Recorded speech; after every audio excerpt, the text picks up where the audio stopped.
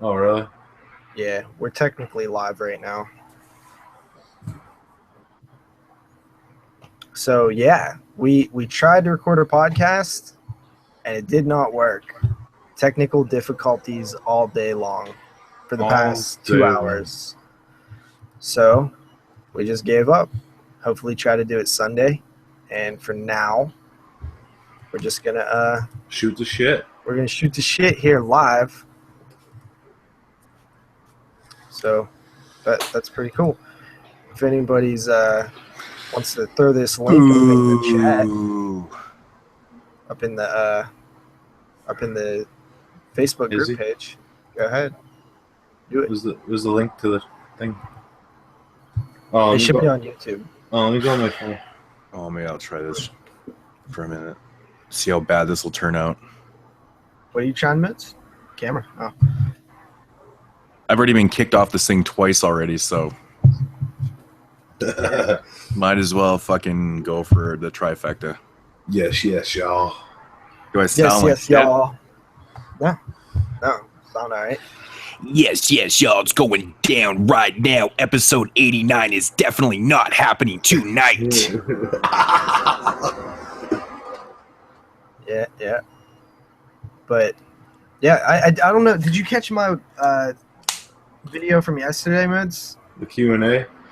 You know what's funny? I actually saw that you were doing a live stream like right as it like ended. I think like just as it came up, I was like, oh shit, yeah, I never got a chance to go in it. How did that go?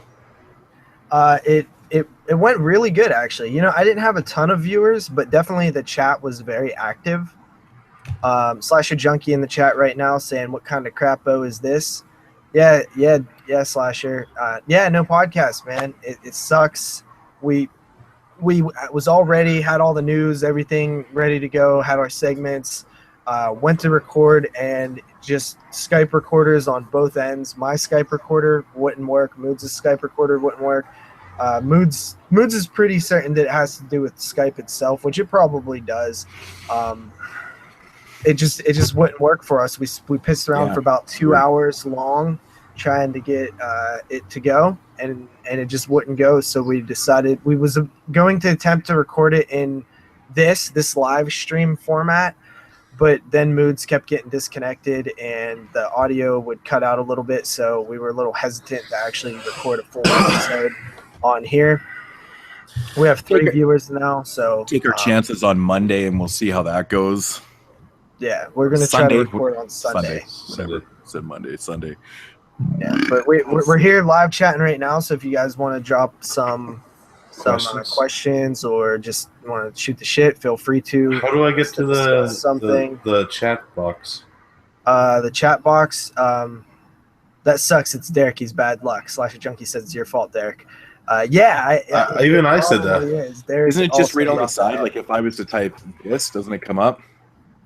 Probably. Wait, no, that's our chat. You want to go onto the video itself on YouTube, and then on the side there's a chat, and then if you click the little 3-dot thing, it'll say pop out chat, and then you can close the video and just have the chat. I feel like I'm just like a newbie with this right now. It's like remember we used to do this all the time, and like yeah, we did this before it was cool. The burial grounds. 7 viewers. Mood shows up and we already have more viewers than we had last time. So thanks for joining. And this is even a worse time. Recording it at a worse time than I did last time. So thank you. Zach's here. In what order do you guys blow each other? Good question. 25 bucks. $25. I'll show my dick for $25 right now. $25, man. That's almost a Vestron Blu-ray right there. Yeah, almost. Yeah, well, don't do it. I don't want to get my channel suspended. I'm finally doing good with my channel, so keep the nudity to a minimum, if at all possible. You're here for the gangbang Slasher Junkie. Who's Slasher Junkie? That's Paul. What's up, Paul? What's up, buddy? I thought that's who you were, but I wasn't. He's one of the guys that's responsible for that ridiculous amount of poll questions that we get every day. I love them. I'm a really big fan of poll questions too. I love filling them out and reading them and stuff. But my God, dude, really Sleepaway Camp 3 is beating Scarecrows. Yeah, Zach, you're a fucking moron. That shit is Zach, motherfucker. Honestly, though, Scarecrows is actually like a legitimately good movie. Yeah, I agree. But Andy was saying that the way we're supposed to vote on these is not necessarily what the better movie is, but what we like. Honestly, I prefer Scarecrows over Sleepaway Camp. Even it's though one of the first horror movies I ever saw. Yeah, I love Scarecrows. Well, actually, I love how dark it is. It's great, man. Let's talk about the polls a little bit, actually. So that those of you who might not be in the Facebook group who are watching, basically Andy and Slasher Junkie, aka Paul, came up with the idea because of an argument about what's a better 80s slasher, and they basically created this giant mega 100+ contestant poll where they took only 80s slashers and one 90s slasher for some odd reason because Andy's dumb, and put them in a bracket, and then every day in the group page there is polls that Paul posts, and you vote for each matchup. So it might be Sleepaway Camp versus The Stepfather, and then everybody votes and the winner moves on. And we're trying to see what the greatest 80s slasher is according to the group page. A lot of really cool matchups. That one right behind me. Look over my shoulder. See that poster? Maniac. Probably. I think it's either going to be Maniac or Elm Street, or I don't think a Friday will win, but Fridays are doing well right now. I'm going for Slaughter High. Woohoo! No way in hell I let that happen. But seriously, there was a lot of great discussion, and it started before the polls even really got going with me and Andy, where I was mad that there was so many sequels that he left off simply because they were sequels. And I'm like, okay, but then it's not a real best, because if it doesn't have everybody included, because some of the sequels are better than the original, and sometimes some of the sequels are doing really well too. So it's. I think I made a whole top 10 list out of that one time. Sequels that were better than the original films. So there's at least 10. Come on. Sully says just ordered Dubro Party Massacre off of Moods' recommendation. Pretty stoked to see it. Zach says polls are dope. I agree, Zach. I'm having a lot of fun with these polls. I want to do. There's so many. I was talking to Andy about so many different ones that we could do next. Even though I'm not actually part of it. That's their thing. But I said that I would put the winners on the website in their own section. You know, what'd be a cool one I would want to see in the future. What's that? Maybe like an Asian horror poll. Yeah, Asian horror, and then shot on video. Well, my idea was maybe Stephen King or something would be cool. Stephen King's good. Adaptations. Yeah, there's a lot to choose from. Yeah. Yeah. Sully 130, the Dude Bro Party Massacre 3. Yeah, dude, check it out. It's so much fun. I'm pretty sure JP would hate it, but if that's Sully who won, it's funny. I never actually picked up a copy of that Moods, and I picked you up. Yeah, dude, it's actually fucking so much funny. Way better than I was anticipating. I thought it was going to be. I knew what I was getting myself into with a film like that. It's a big satire of 80s slashers and shit like that. But dude, there's a lot of funny shit. I'm a big fan of homoerotic comedy and stuff sometimes because it's just funny to me. And that shit has a lot of it's just it's a lot of fun, man. It's a lot of fun. But Slasher says the big franchise films always going to carry farther just because people have seen them more than your non-franchise slashers. That's true to a certain extent, but for example, The Stepfather versus Friday the 13th Part 4. We were talking about this earlier in the chat. I legitimately just think that people like Friday the 13th Part 4 better than The Stepfather.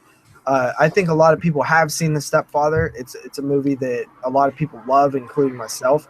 But Friday the 13th Part 4 is arguably the best in the Jason franchise, and it seems to be the fan favorite. So it doesn't surprise me that would be The Stepfather. Mm-hmm. Because it's my argument for the franchises is there's a reason they're so popular. There's a reason there's 9 Friday the 13th movies in the 80s or 8 Friday the 13th movies in the 80s and only two or three Stepfather films. It's because the sequels to The Stepfather sucked.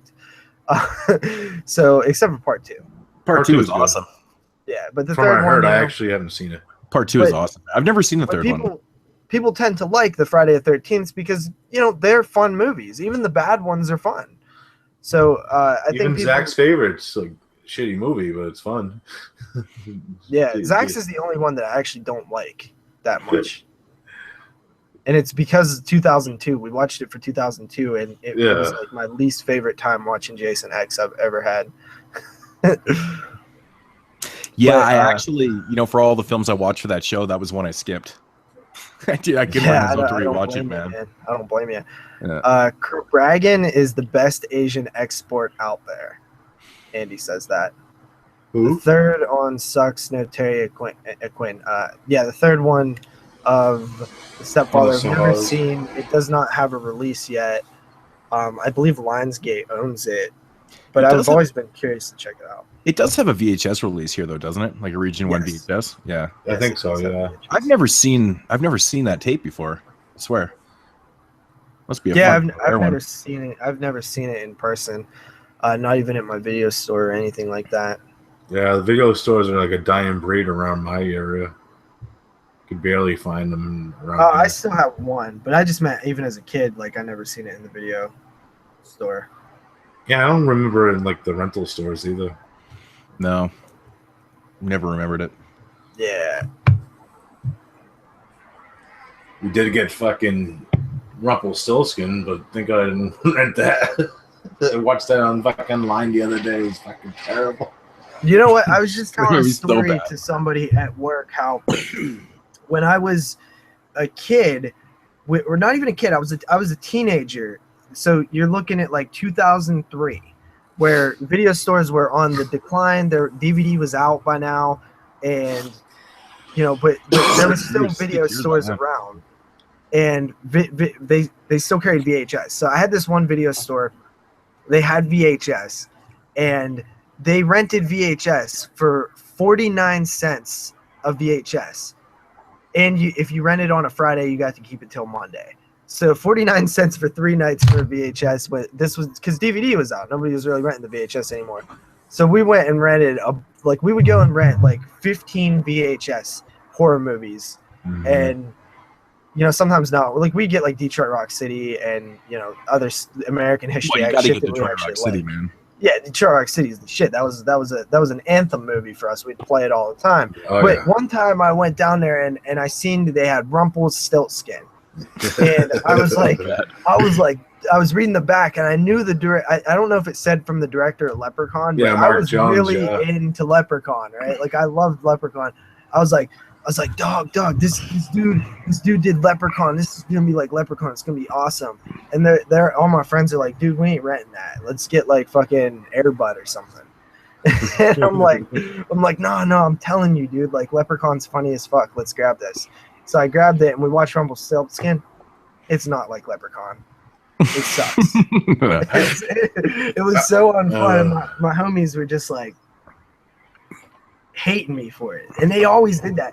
Like I remember I bought Last House on the Left one time, and they just looked at me like I was like a freak, and they was just like, "Oh yeah, fucking movie from like 1932. Why are you bringing that here?" I actually liked his other film that fucking Dimension Extreme released. Dummy. Did he?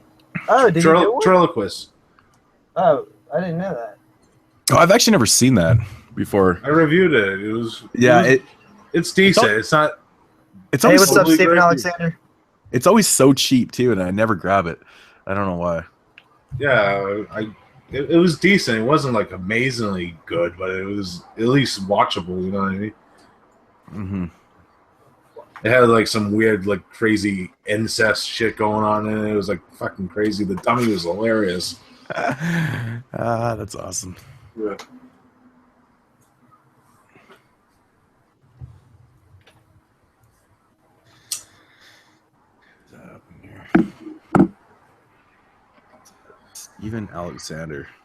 Steven Alexander in the house. What's up, homie? Oh man, to all you slasher people out there, slasher junkie, fucking Andy, make sure you check out my review for tomorrow. Okay, just gonna tell you that. Shameless promotion.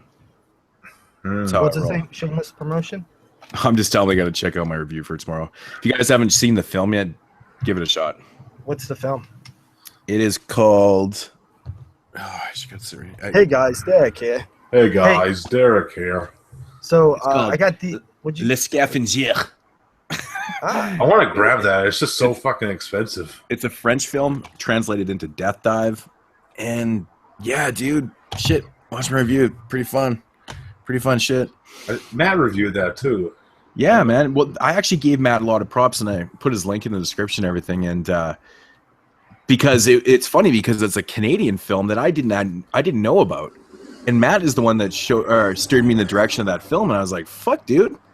That like snuck underneath my radar big time, so I gave him props and stuff for show me did that one anybody because get I didn't this know. yet? You guys get this yet? I got mine in the mail a couple of weeks ago. Dude, Yeah, I got mine yesterday. Arrow does like an amazing job with the actual boxes. Dude, You can did beat you people open to it yet? death with those. Dude, No. wait till you see the poster. The Feel poster? material. The material on the poster is fucking like mid. Yeah, dude, it's like Also fucking. got the Dark Water. Yeah, that's cool, man. The poster's like thick. It's insane. Dude, Yeah, What kind of I material haven't- is it? It's almost like it's like I don't know. It's like material. It's weird. It's kind of like the Zombie 3 slip box. Yeah, it's exactly what it's kind of like. Sully wants to know, did anyone put in for the Severin order for Burial Grounds? It's only $20, so I grabbed it real fast. I'm gonna probably pre-order that. Pre-order So- up here for that one is like I think it was like $37 or something. So I was like, nah. I was gonna get it from Diabolic. It's Oh, man, 20, it's $20 on there too. Remember, Derek, I was telling you about those Vestron pre-orders on Amazon.ca, and they were like $34 or something. That's I insane. said, well, I said I might as well grab those because the day they come out, I bet you they go up to $50. Well, they went up to $54. That's crazy, homie. The day that they dropped, they went up to 54. I was like, holy shit, man. That's a little ridiculous. It's insane. Like, who's buying? Like, why would Amazon even price shit like that? Like, no one's gonna pay that money for those. Like, all the Arrow stuff is like 52. It's like more expensive than fucking Criterion. I'm shocked Criterion hasn't made like a deal with a Canadian label yet. Yeah. Well, I wonder when that's actually gonna go through with Arrow though, too, right? Yeah. Because we're not getting the Canadian editions of them. Just like I mean, America or the U.S. doesn't even have their own website yet. Yeah, they Fuck is need it- to change that. You think Dude, that's it's a something to question do? I get all the time. People are like, "Man, does Arrow?" You think it have has their own something to do website?" with MVD? No. Maybe, I don't know. No, It it should doesn't. because Arrow should be the. Because I Maybe noticed the in a front lot one. of like companies, like I mean, other reviewers, like they've been doing like the MVD shop link. Yeah, well, I mean that's the Distributor. distributor. And yeah, so I mean, I don't know. Arrow has said they're working on a U.S. site though, so I mean, Yeah, but I mean, how that long should- does this fucking take to get going? Yeah, Diabolic guys are cool as hell. They run a film group out of Philly called Exhume Films and show all kinds of old and rare movies. That's awesome, man. What movie was it? Was it Bloody Knuckles? Yeah, it was Bloody Knuckles that had the Special The feature, little- yeah. the special feature where the dude went to the Diabolic store, which is in the basement of that dude's house. Shit, man, that would have been like heaven for me. That was an awesome feature. Is I there know. a lot of nudity in Slugs? Well, In Slugs, I think there's a little bit. will I get flagged for it? Yeah, I doubt it if it's on in the background. I don't think you're. All right. So, yeah, Zach says, is anybody excited for the pit next week? No, Yeah, I still I got haven't a pre-order. watched the pit yet. I got It's I see that it's a good price though. I think it's only like $13-14 in the US on Amazon. That's a pretty good price. Speaking of which, I should order my Secret Satan stuff for that guy. Well, Oh, Yeah, that feature was really cool, Steven. That's probably one of the coolest features I've seen in a little bit. that actually helped me in my review for that film because it talked about the Joe D'Amato references and stuff. Something that I seen in the news today, guys, which since we didn't do the show, I figured I'd bring it up. Jim Wynorski said that he's working on a Blu-ray release of Hard to Die, aka Sorority House Massacre 3. Now, is that a Lionsgate title? Does anybody know? Just being a fucking moron. I'm not sure. Moods might know that. Which one? Sorority House Massacre 3. What about it? Is that a Lionsgate title? Jim Wynorski said that he is working on a Blu-ray, or that he's working on a Blu-ray release for it. So For part 3? Yeah, Damn. I was wondering if that was a Lionsgate title. Shit, man, I don't know who put that out. I don't have a clue because it's never had a release. Like, I know Scorpion owns part 1. yeah, part 1 has been put out by a couple different companies. No idea about part 3 though. It's also known as Yeah, it's got another Hard to Die. Yeah, Hard to Die. Yeah, I've seen it before. Hard to Die is out. Hard to find though. Let me see if I can find any information. Who knows who's going to release it? I hope it's not Code Red. You know, honestly, Andy, the third one is actually not that it's not bad. From what I remember, it's like surprisingly not as bad as you think it would be. He didn't like part 1. Part 1 is, oh my god. I mean, it's cheesy. It's cheesy. Oh, the first 2 movies are so cheesy. The third one's not as cheesy as the first 2, surprisingly, from what I remember. So, yeah, the first one's like crazy. The acting. Oh, I like it though. It's fun. We always look past like shitty acting sometimes though. It was New Horizon home video released to VHS. Yeah. How about 200 Tears? Yeah, that's gonna be cool, man. You see the cast? Mm-hmm. Andy Barclay Yeah, I know, that's totally awesome. with Joel D. Win. Andy Barclay? What? Alex Vincent's going to be in the sequel to 100 Tears. Yeah. Really? Yeah. Joel D. Wincoop. So random. What do you think, JP? Do you think we'll ever get a TCM Blu-ray box that will get a proper treatment like the Halloween set? Okay, hold up. Apparently it's owned by New Concord, which in 2010 Shout Factory acquired the rights to the films from New Concord. But I don't know if that's true. But it doesn't mean that they'll put them out? Because they also own like stuff like Chopping Mall and stuff like The Unborn. Yeah, it's Roger Corman's label, ain't it? New Concord. Yeah. Watchers 3. So maybe Lionsgate owns some of these. Maybe who knows? I can't really track it down. All those Corman films are all spread out. Like even Bill owns a few of them. So what did you ask me, Moods? I think there'll be a box set of what? Yeah, in the comments there, Matt the Horde Donis. TCM. Yeah, so do you think we'll ever get a Blu-ray box set like the Halloween set? Well, Dark Sky owns the first Texas Chainsaw. Shout Factory owns part 2. It'd be so hard. Lionsgate owns part 3. So now Is it Lionsgate? I thought it was New Line. Is it? No, you're right. It is New Line. So Warner Brothers owns part 3. Yeah. And part 4 is owned by Sony? Sony? Is it Sony? I don't know. I don't actually. That franchise is super jacked, so I highly doubt we'll see that. So many companies. Yeah, I mean, the Halloween one was a little bit messy, but this one's even worse. So how about the Hellraiser Scarlet Box, though, right? Isn't that pretty crazy? Yeah, you called that one, man. Yeah, but my thing is... Is it American Scarlet Box, or is it just like the... Yeah, it's a U.S. edition, yeah. So, those of you who don't know, Image owned part 1 and 2, but part 3 was owned by somebody else. The Miramax Sony, owned it for a while. Yeah, it's a Miramax Dimension title. I don't know the title because there was a few like different DVD releases that I know Paramount owned it at a time, and Echo Bridge released it. Echo Bridge picked it up off of Dimension. Yeah. But Paramount released like the first DVD release of it. So, but if my memory serves me correctly, either Lionsgate or Sony ended up getting the rights to it, I think.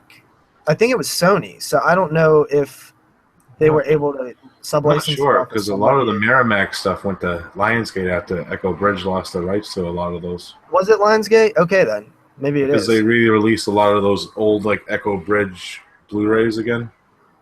A decent Nightmare on Elm Street box set. I could see there being a semi-decent one. It's gonna get a re-release someday. It'll get a re-release because when a new Nightmare on Elm Street film comes out, Warner Brothers will put it out again. But Warner Brothers isn't in the game of special editions, so I don't know what kind of like. If you look at most of these companies, Maybe they'll sublet it out to someone to put it out, because I mean it's nothing but money for them, right? If they don't want to do it, someone else will. We'll pay for it.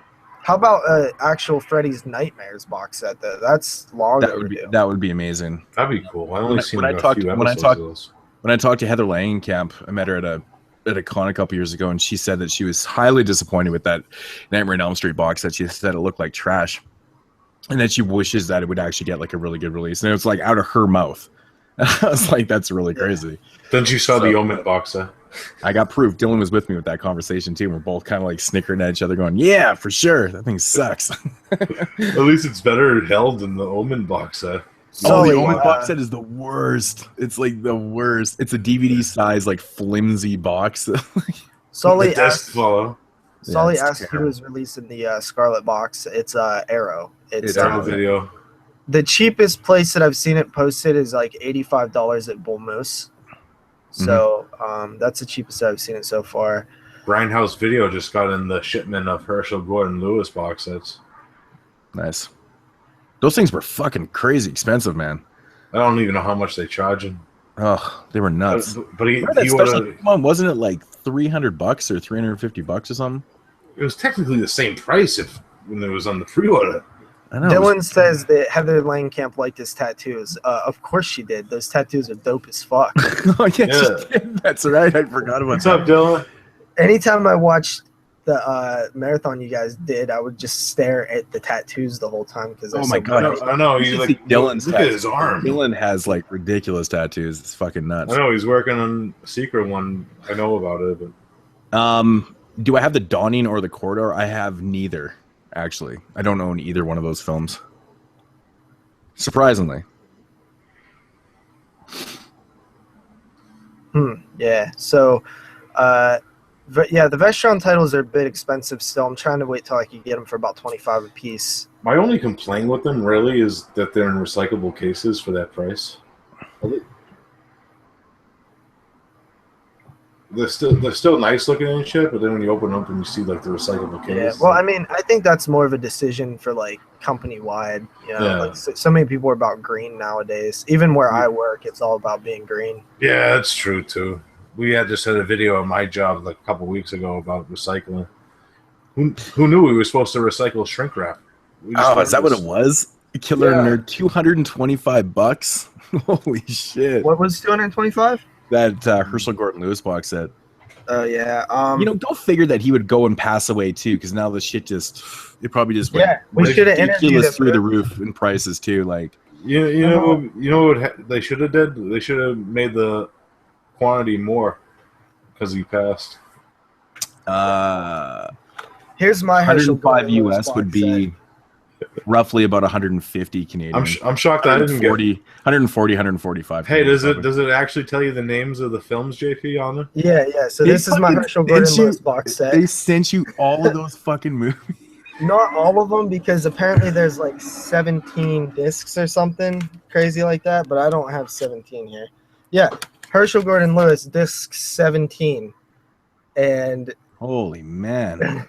Yeah, they didn't. I got the Scorpion box set like that, and I'm like, they didn't even number them, like the disc. I'm like, what the fuck? And all of this was Scorpion box set. I'm like, how the fuck am I supposed to know? At least these ones have the titles. Like this is Color Me Blood Red and something weird, Gruesome, Twosome, and Taste of Blood. So that they are titled at least. Yeah, they didn't title that one when I got it, so I'm like, fuck you. I ain't reviewing if the next two Vestron titles are actually Lair the White Worm and Parents, that's totally dope, because I love both those movies.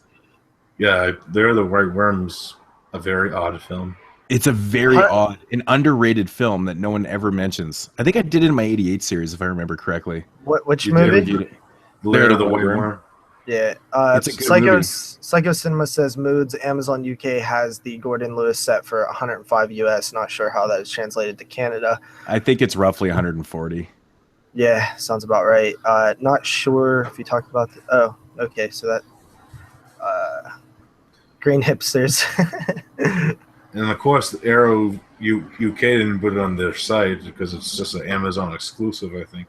Amazon UK. See, the only issue I have, Bernie, with buying releases from the UK for Arrow is I cannot stand those little red and blue 15 and 16 or whatever, like, rating things that they put on the covers. If you flip the art around and they go away, it's kind of like the German release.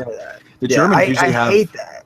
Yeah, the German releases are like that too. Umbrella started doing it with, I think, the first one was Road Games. I actually have one right here. The Resurrected. This is a German release. This is the flip art. If you look right here, I'll pop this disc out. But they do it for all the releases too, and I don't know what. I'm glad that they do it. But if you can see that, there's. Here, I'll just pull it out. Yeah, it has that giant rating. See that rating in the corner? Yeah, Australian releases have really big ones too. Look at that thing. It's like, but the German ones are real gaudy. The cool thing about the Road Games one, it was actually reversible. Yeah, it is. So Steven says Arrow screeners. I think JP is even more famous than Jeremy. I'm definitely more famous than Jeremy. I don't know if that translates into screeners or not, but I actually passed Jeremy up in subs. I was pretty happy about that. Dude, I saw that too, and I actually was going to message Jeremy, but I just held back on that one. Steven, most of the time Arrow does send me the full versions, but like with the big giant Hershel box set, they didn't send anybody full versions. So, man, which I imagine I don't even get Arrows. Oh no, I get the little thin screener bullshit things that he just automatically sends them to me. And the funny thing is, I think 3 or 4 of the last ones I've got, I have the real copies sitting in a pile right behind me. If you can see that pile, all the real ones are sitting there that I've bought. Yeah, this is the female Scorpion. Fucking no names on, just says female Scorpion. Doesn't even tell you which film. Yeah. Andy says new Vestron title is Fido. Oh no. I like Fido. I'm hoping Deep Star 6 is on Blue. Oh my god, I would love to see that. Swap the artwork, Jay. Yeah, I'll do that. Yeah, no disrespect to UK, but I hate those number things. I hate them, Matt. It's even more than like I can't stand them. Box sets though, you can't do that. I actually stopped caring about price. Eve came an issue. I don't know. I need to see the Resurrected. Price became okay. Those damn Brits get all the best releases. Makes me want to become a fan of T. I love T, man. The American Horror Project set on Amazon UK is 40 shipped compared to 66 on Amazon US free shipping. That's definitely better. Dylan, why don't you come by and we'll watch the Resurrected one of these days? I think you'll dig it. Oh, shameless promotion. Everyone check out this movie that I just reviewed, Lord of Tears. It's one of the best films I've seen in a long time. You know what? Little public service announcement. The Blob is getting a Umbrella Entertainment release. Dude, was that the PR guy that sent you that email saying something about, oh, we're putting this out and, it's a lot better than that overpriced American release or something? No. I said that to him. I just quickly read it and I was like, oh, that's fucking funny. Yeah, he asked me. He sent me the press release for the titles coming out in November, and I requested The Blob, Felicity, and another Ozploitation title. And I said that I think a lot of Americans would be happy to know that there's going to be an affordable Blob other than the crappy US release. Mm-hmm. Which is true. Fuck Twilight Time. Tea is nasty. I love tea. It's like my favorite drink. Fucking Brandon. You came to the right place, buddy. Yeah. So high standard, I'll show my penis. So I'm sure Brandon's already whipping out the credit card. But Beware the Blob will be DVD only on that set, even though that's no big loss. It's still a cool set. What is he talking about? Well, I think what they're doing is, they have like this limited edition one where it has the Blob remake and the original through J5. Is that which company is that? Is that a UK? No, company? it's Umbrella. It's they're releasing a limited set exclusively for J5, which is like a Australian superstore. It's kind of like their Best Buy in a way. Okay. Oh, so that Umbrella release, they only have the DVD version of Beware Blob. Yeah, it's like standard.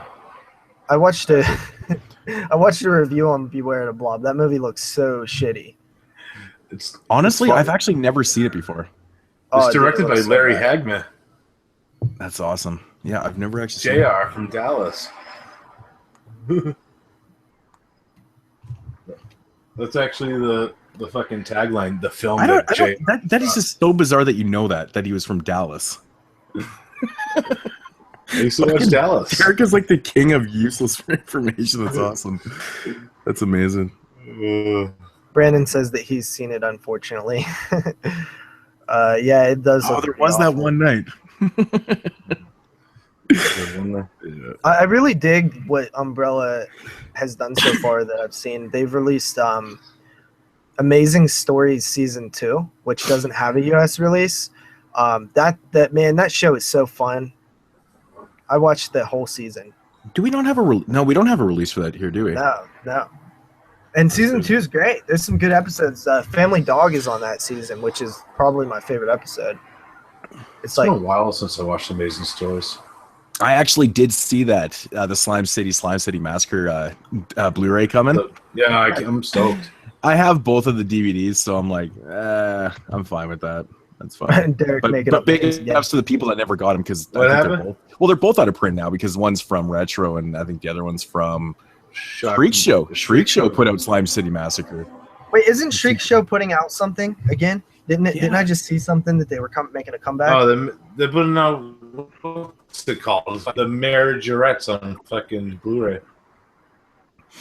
I still don't understand that choice of movie to come back with. The Majorettes? I mean, the Majorettes is Bill Heinzman movie, right? Yeah, it's pretty average, man. I mean, Black Phillip asked if we've ever watched Dead Man's Shoes. I've never seen it. I've never seen it either. No. Psycho Cinema says, I just listened to all of Mood's 88 series at work, and Slime City sounded badass. Nice. Last Umbrella has The Punisher 89 with 3 cuts. The uncut version is great. Really? 3 cuts? Damn. That's crazy for that movie. I haven't watched Majorettes in a long time, man. I remember I lucked out and I found that DVD for $2 and I was like, fucking score, man. Because it was out of print at the time I found it. Another public service announcement. Slugs looks great on Blu-ray. Oh. There's some added extra grain on this this Hangout video. So I'm like, is that what the PQ looks like? It looks like shit. No. My webcam is garbage. Nah, that guy's plumage on his mullet looks excellent. The plume. The plumage. If you guys have any questions or anything, throw them in the chat. Boop, boop, boop. Really sucks about not being able to record the show tonight. Yeah. It'll get done. It'll get done. And we'll be fresh and not bitchy and angry and rage. No. Fuck. Moose could think of a better entrance for me. Yeah, I got one. Oh, I actually had a really good one tonight, so I'll do it on Sunday. I thought it was kind of. It made me laugh when I did it out loud by myself. I was like, aha. Dave does a moods on the latest Exploding Heads episode that I was. Does he? Oh, what the fuck did he do? He just. What did he say? He said, "It's exploded heads coming at you pre-recorded." See what I mean? Pre-recorded just doesn't sound half as good as coming at you live. We should kick the Jew Brandon out. Listen, dude, we've banned him, we've blocked him. That's why he doesn't have a profile picture, because that's his 18th account. He's not standing behind a tree in that picture. Oh shit. Brandon Orlac says Exploding Heads is the best podcast ever. Said no one. Man, I love all the three- Punisher. Dolph is Punisher, man. Fucking here's Zach trolling again, hating on everything. Bernie said he was so disappointed with 31. Or no, he says, who was disappointed with 31? I, for one, was disappointed with 31. Heavily disappointed. I did like the movie, but I was definitely disappointed. I might actually sneak rent that on VOD too. Welcome, Matt. You and your horror movies joined the chat. What's up, buddy? I like 31, but can understand the hate. So psychotic symbol. If you contacted me about something, Steven, and I didn't get back to you, I'm so sorry. Sometimes I get like, not to sound ridiculous or anything, but sometimes I get messaged like so much that I just kind of overlook things. Mm-hmm. And I just miss things just by chance. So my bad. I didn't see it. Where did he say that at? It's further up. Oh. Yeah. He said, Black Phillip says, I was hella disappointed with 31 and Phantasm 5, as was I. Man, that sucks. That's so disappointing to hear that The Ravager wasn't good.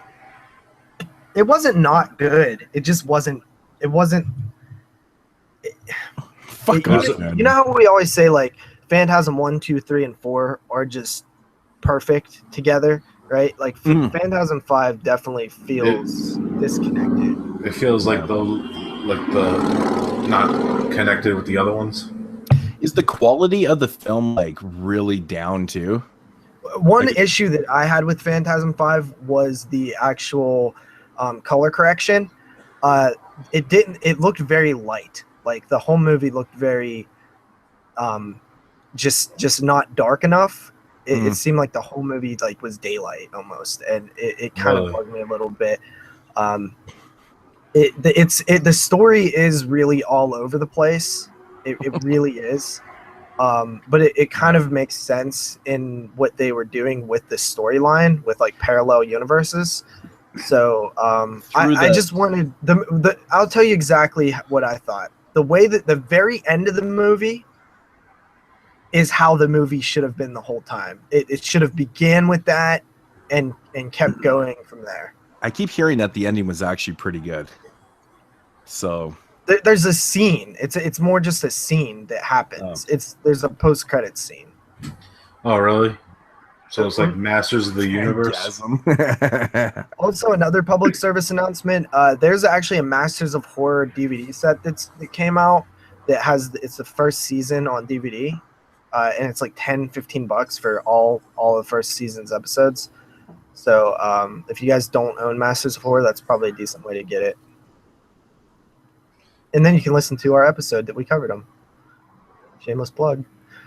I heard a mix on Ravager. I think most people who are fans of Phantasm, right?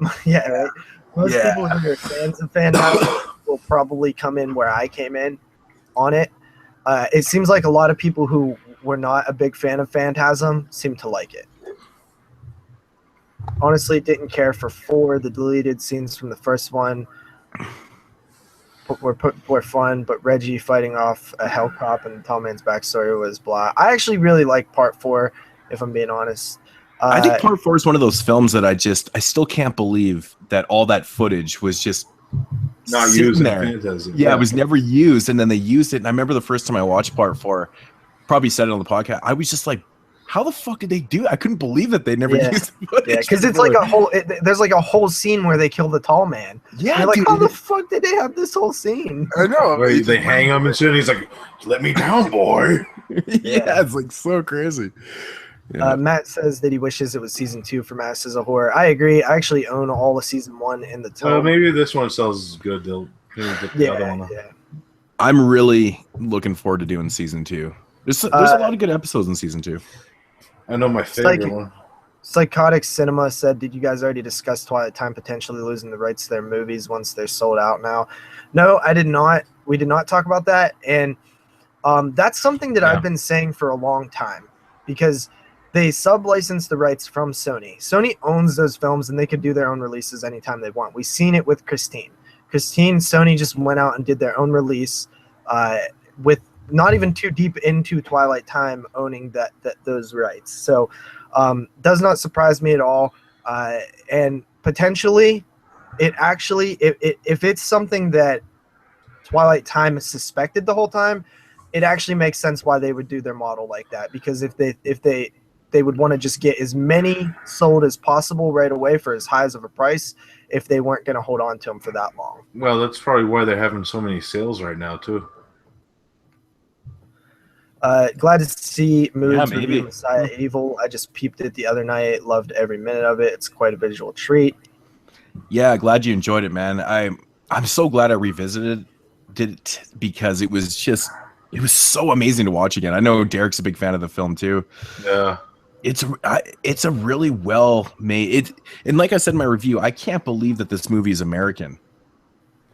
Right, Yeah, Derek? Like, doesn't it feels like a European film?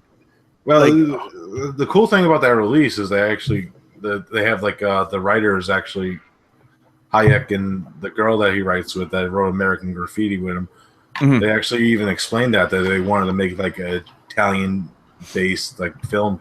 Yeah, I should probably watch some of the features, but yeah, like when you're watching it, it just represents a European film all around, and I love that. I was just amazed at how well they did it.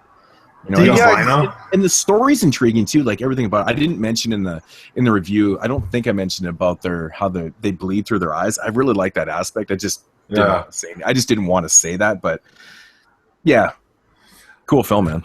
Hey, question. Speaking of favorite vampire films of all time, which Psychotic Cinema says Fright Night is his. Do you guys know what George Romero's favorite movie that he did was?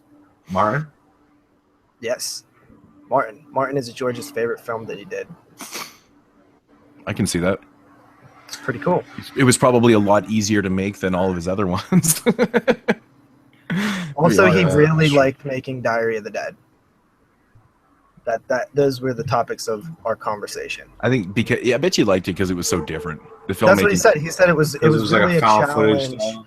Yeah. It was really a challenge to set up shots and plan everything out. He said it was really fun to try to figure all that out. I still think Martin is so underrated.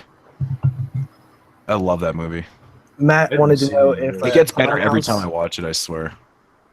Matt wanted to know if a Clown House show was planned. We actually discussed it at one point, but it's not on the table for right now. It actually had a chance to be covered for Halloween, but it didn't get enough votes. So man, it barely got any votes. Actually, I was surprised by that. I figured it would be top 4 at least. Were you guys? I'm really surprised. I'm not surprised about 2 of the film. I'm surprised about the 3rd film that made it in. Yeah, huge surprise. Really surprised. I just didn't think it was that popular in the eyes of the fans. As far as I know, there's not a killer. I never even seen it. I mean, I guess I'll have to rewatch it. I mean, I'm gonna have to pick it up now. Psychotic Cinema asked, is Martin more psychological? It's been a while since I've seen it. I've never seen it, so I can't answer that. Moods? Yeah, I mean, most definitely. I mean, it's never actually stated in the film if he's a vampire or not. Is it just in his mind or whatever? I mean, to be honest, in my opinion, I think that Martin he's just kind of, he's not a vampire. I don't think he is. Yeah, I really want to do a non-dead film director spotlight on Romero. In fact, I honestly think that should be our next one if we don't do MK next. That would be cool. Yeah, I want to cover Martin, honestly. Director spotlights are like my favorite episodes. Yeah, because you go into like this director's career and stuff, and see like how he grew as like a filmmaker, like with the films that he did. Mm-hmm. Yeah, I actually had an idea to do a podcast over time. This I always think of ideas, but my idea was to take a filmmaker, for example, George Romero, and have a longly produced podcast to where me and Moods would watch one of his films, starting with the beginning of his career, review that, watch all the special features if it has a super edition, and really just go through and talk about the pre-production, the post-production, the reception of the film itself, and then talk about what he did next, projects that he was going to be attached to, things like that, and do his entire filmography, including films that he produced, talk about those ones, or films that he was acted in, and really just do it and release it as like a mega super duper episode that was like exclusive to some. I had that idea for a long time, but oh, that means you got to watch that German one that he makes an appearance in. The one that Romero released. That's pretty interesting. That's pretty interesting. What? That idea. Yeah. That would have been my idea for had we done the Patreon, which would be to release those exclusively through there. But that's something that we didn't do. But I still kind of like the idea.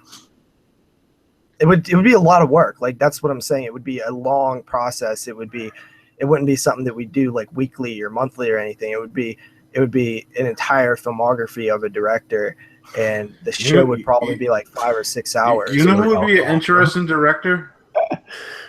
Who? Adrian Garcia Bolgiano. Yeah, for sure. I actually mentioned his name in some post in the brew page one day, and someone said, "Who is that?" I just said it just now. Who is that? He directed Late Phases. He's a Spanish director. Okay, that guy's cool. Yeah, I like that dude's movie. Because his filmography is like very like out there. He doesn't like stick to like one genre of film. It's really good, man. Like, I loved Late Phases. What did you like Here Comes the Devil? Didn't I love that it, film. but I did read a lot of positive things about that. I want to check that out. You and your horror movies, JP. How was that monster movie that you watched? It was called The Monster. I was talking to the guys a little bit before the show. I didn't finish it because I had to leave, but I was 40 minutes into it, and I was really into it. It's a slow build with a lot of character development, shot very well, setting very good so far, and it's very like it doesn't. I didn't even know it was going to be the type of movie that it was because I didn't watch the trailer or anything. The whole beginning of the movie is all about a dysfunctional young mother. Looks like she had her daughter when she was a teenager, and her daughter who have a rocky relationship. Pretty good so far, though. Definitely, if it continues to be as good as it was, it could be top 10 worthy. I think the Arrow release of The Bird with the Crystal Plumage looks fantastic. Yeah, it's really good. I think it looks great. John Waters Spotlight. And we joked about Andy? that a couple times, actually. Who's that, Andy? Yeah, I like this killer alcohol film called 666 Proof. that's pretty good. That shit makes me laugh. That's fucking awesome. That's a pretty good. Yeah. We should do a directed drunken commentary to that blow up doll movie. Listen, I want to do commentary. What's the name of the new Dick Moss film again? You need to do it. What's the name of the new Dick Moss film? I think. What did he do? Prey. It's called Prey. And what is it? It's a killer lineman film? Yeah, it's a killer lineman. Oh, that did look pretty sick. Dude, that's fucking awesome. Dick Moss is coming out with a new film, man. That's fucking The last one he did was Sing, wasn't it? I love some killer animal movies. Yeah. Sing was badass. Yeah, that's cool, man. That's awesome. Yeah, the Wreck franchise. I wouldn't mind doing that one day. I'm definitely gonna be voting for that for if you guys do a Christmas viewers choice. There's probably gonna be about 12 of those by the time we get to that one. Yeah. What year it was the monster movie I was talking about? It's this year. It's not out yet. You can asked actually the same question earlier too. I was like, what year is it from? You can check if you have DirecTV. I believe it's exclusively on video on demand for DirecTV right now, and it'll get a release on regular VOD in the future. Style do Mystery Science Theater style to Blown. Listen, Blown is the fucking I'll be worst. It is so unbelievably. Oh my! It's just something you got to see, man. And a not too distant A killer blow-up doll slasher film. that has like inserts from like public domain films and commercials and the narrator. It's got all the most ridiculous shit in it, man. Fuck that. It's so much. Oh, fuck, it's stupid. Derek, do you live next to a fucking racetrack? I actually live right next to a highway. I could close that window now. Oh, dude, look at that fucking that's going on in JP's. There you go. This is like my favorite scene of Slugs besides the... Oh, they're just giving her. Yeah, that looks like... that doesn't even look... Who does that? That's ridiculous. Me. That's how I do It's the bed scene? That's how I do it. Yeah. Yeah, the girls say they like the pressure on their stomach because I'm heavy. Because I gained a little bit of weight over the past year or so. That's awesome. I'm not even joking. The last girl I'm so stoked for the lift coming up from Blue Underground. That's amazing that Lustig that movie's funny. Putting out stuff on Blue Underground. I mean, they're very far in between releases, but you know how much I love Blue Underground. It's amazing. I'm glad to see them back in the game, though. I mean, they've been slowly releasing the odd new film here, and they did some westerns. And some of their double feature Blu-rays have like films that they haven't released before. So they've been kind of putting out things here and there that are new to their catalog. So it's just been kind of under the radar because there's, you know, fucking Arrow is uprised and all these other companies. Bill's getting all these fucking obscure films. Yeah, I know. Code Red is impossible to keep up with. It's ridiculous. Like even just their announcements, it's like, what the fuck? It's like all the time. I was surprised about Mutant, though.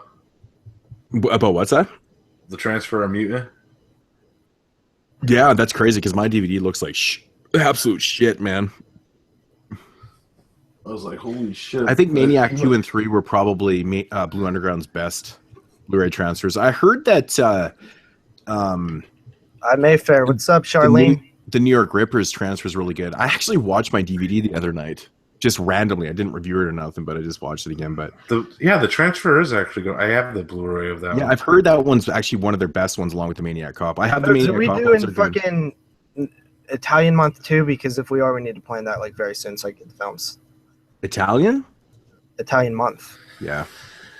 Are we? That's 4 weeks in a row we have to do. We're gonna have to plan that. We can. Yeah. I mean, I already have a pretty good idea of. Just have to confirm with you. I would like doing Fulci too. That because I want to cover New York Ripper. Well, I got no problems with that. Fulci's my favorite director. We could do like New York Ripper, Zombie, and then you could pick something for his other film. Cat in Her Brain. You want to do New York Ripper and Zombie and shit, man. I don't know. There's lots to choose from. Well, you fucking zombie. Well, Zombie 3. I mean, does it really count? I mean, it's half his film. Well, Bruno Mattei actually says that Fulci did over 60% of that film. Yeah. Like I there's say an if you interview where direct he over literally 60%, says that it's your film. Yeah. I mean, well, the reason why he didn't finish is because he got sick, right? They had to get someone in there to finish it. Too bad Murder Rock is Murder Rock. I just reviewed that. 5, 6, 7, 8. There's some good sequences in it, man. It's good shit. Good 80s music. It's weird because it's almost like a bloodless fucking Fulci film.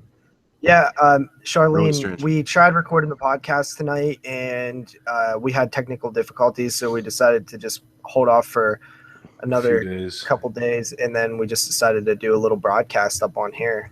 New York Ripper for Life, Zach says, Fulci Part 2, Lenzo, Lamberto Bavo, Diodato, all fantastic choices. New York Rippers, 9 out of 10. Moods, I bought a Giallo because of you during the last Arrow sale. I post my haul video next week, and I totally blamed you for that particular purchase. What, you didn't like the movie? Damn, what kind of fucking Giallos did Arrow release that aren't good? I can't even think of one Giallo that Arrow released. I think she just means that she blamed you for the reason that she picked it up. Maybe, yeah, maybe it could be that, yeah. Yeah, she hasn't seen it yet. Oh, okay. I'm really hoping that they start releasing some more obscure stuff. That'd be awesome.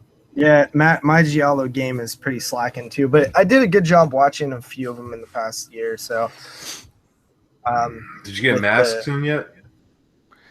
Oh yeah, I've had Masks for a while. I just haven't watched it yet. It's so my fucking good. my fucking Blu-ray got delayed, of course. So I don't even know if I'll have it this month.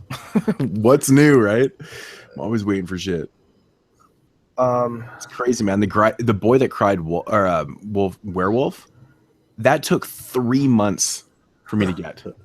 I pre-ordered it, I think, in June, and I got it I had in my last update, and I just got it. It was fucking crazy. I was over on the Skeleton Crew page, and somebody said, because they just finished up their Phantasm Retro, and somebody posted a picture and was like, now that that's over, you guys should do Warlock.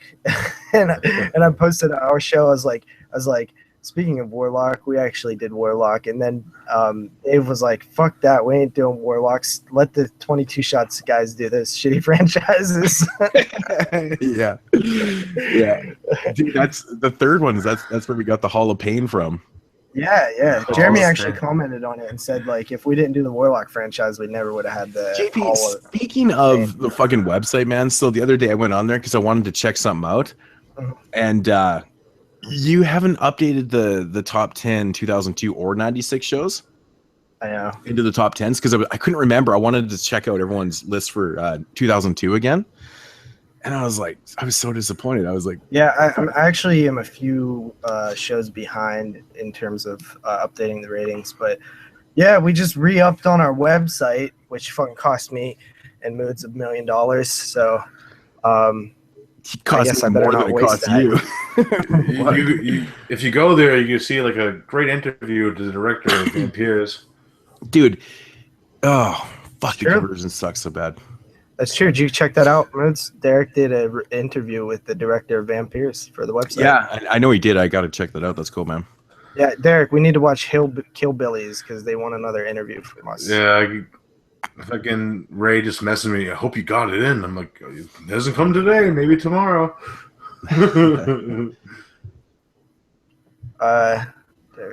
Derek is a cool dude. I actually do, man. Jeremy used to hook me up with a lot of stuff before, but he's unreliable and a geek. Yeah, I got a million package. No, big ups to Jeremy. But no, he helped me out lots of times. But Derek, he helps me out a lot. He's picked up many things. Like we even mentioned right off the top of this that he'd picked up Dude Bro Party Massacre 3 just for me. Oh no, was that Matt that grabbed me that? Or no, it was me. I was you that grabbed it. But yeah, and he never even grabbed himself one of those. And but no, he's helped me out with numerous things. So which is really nice. I actually got a package right there, and I gotta get ready to ship out to you soon. Matt, just email them when you get the press releases. I always do just to make sure. And, and every time he messages me back, he's like, "It's already been shipped." I always feel like I'm bugging him. Yeah, I've actually not had to message him ever. I've always got my copies. I just do it because Artsploitation is a company that I love doing reviews for because usually everything's pretty interesting because they're all foreign, right? Yeah. I like that. Black Phillip asks, what's our favorite Tales from the Crypt episode? His is Fitting Punishment. Black Phillip, which episode's Fitting Punishment? Can you refresh my memory? My favorite episode, man, that's so hard for me, man, because I love so many of them. But I really like the first season, the first episode. But probably my favorite episode is. It's so hard. Cutting cards is really fun. Yeah, that one's pretty good. That one's good. I like the one with Meatloaf in the diner. Yeah, that one's good. The Man Who Was Death, from the first episode, I believe, with William Sadler. I really love that episode. All Through the House is a fantastic episode. That's one of my favorites. Yeah, Larry Drake. I like the one with Don Wrinkles. Is it the ventriloquist one? Is that the one with Don Wrinkles? Yeah. That one's really good too. I love that one. Which I can't remember the name. It escapes me right now. It's crazy that Schwarzenegger directed that episode. Yeah, I know, right? The William Hickey That was episode? the coolest thing about that show is that you had all these amazing actors, but then you had some of those amazing actors that would just randomly direct things. Oh yeah, so weird, man. Tales from the Crypt is a one of a kind show, man. That shit is Steven awesome. Weber wrote the screenplay to Jennifer, the Dario Argento episode, and he was in it. My favorite episode of Masters of Horror. Oh yeah, that one, the guy where he's working for the Tales. Yeah, Tom, that's cool. a great one too. Yeah, that is a good one.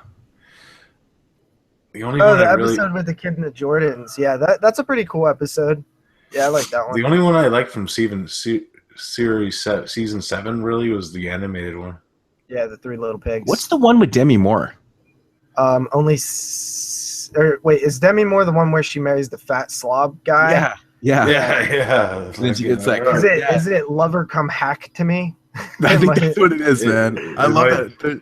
Something about that episode, man. No, it's always not sticks in that. my mind. But Well, whatever it is, but the one with Demi Moore. If you notice, like 90% of the Tales from the Crypt episodes revolve around gold diggers. They are. It's true. There was one with Ironside in it. Michael Ironside. As far as U.S. releases, Charlene, no for Masters of Horror, complete series. They did release 2 box sets for season 1 and season 2, but they're long out of print. And the Blu-ray editions only have season 1 in 5 volumes. Yeah. 4 volumes. 4 volumes. I think it's in 4. Yeah. I'm glad that I picked up those episodes just on the individual discs. Yeah, Because I actually because the one box set, I really don't like the way the discs are housed in it at all. The skull one? Both Yeah, of them they look fucking odd. Like, I mean, I don't mind the look of them, but man, the way the discs, I don't know, it's a little You had off-putting. flashbacks to Married with Children. Yeah, the fucking 36 discs like stacked on each other. That's what is that? Who does that? I guess Mill Creek now. Yeah. It's just awful. Yeah, I think Sanford and Son is really shitty box set too. It's ridiculous, man. The Ultraman they released is pretty good, and at least it has fucking disc holders. I saw the box sets for Tales from the Dark Side and Masters of Horror. Friday the 13th. At least they're like, you know, in the cases and stuff. Yeah, in the trays. yeah. Zach actually showed me a picture of those. Yeah, I seen the Tales from the Dark Side one the other day. I kind of picked it up and I was like, oh, that's not bad. At least better packaging.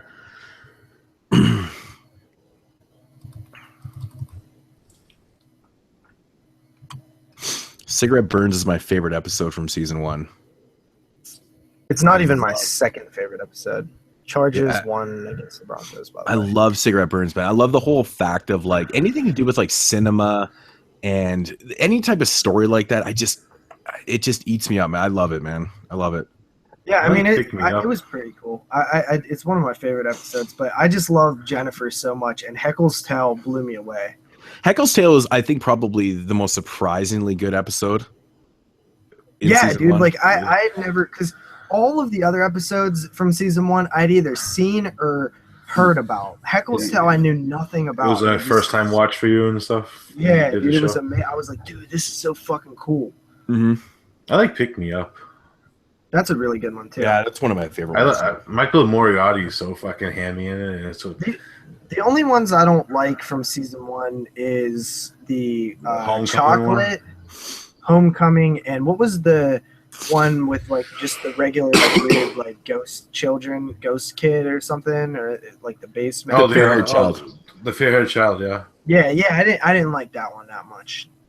Yeah, that, to me, I didn't really. I think the only episode in season 1 I actually disliked is Homecoming. I think Joe Dante's done a lot better shit than Homecoming. Yeah, man. but didn't chocolate kind of suck too though? Yeah, Chocolate wasn't very good, but at least it was a little more interesting than Homecoming. Homecoming was just boring. It was just.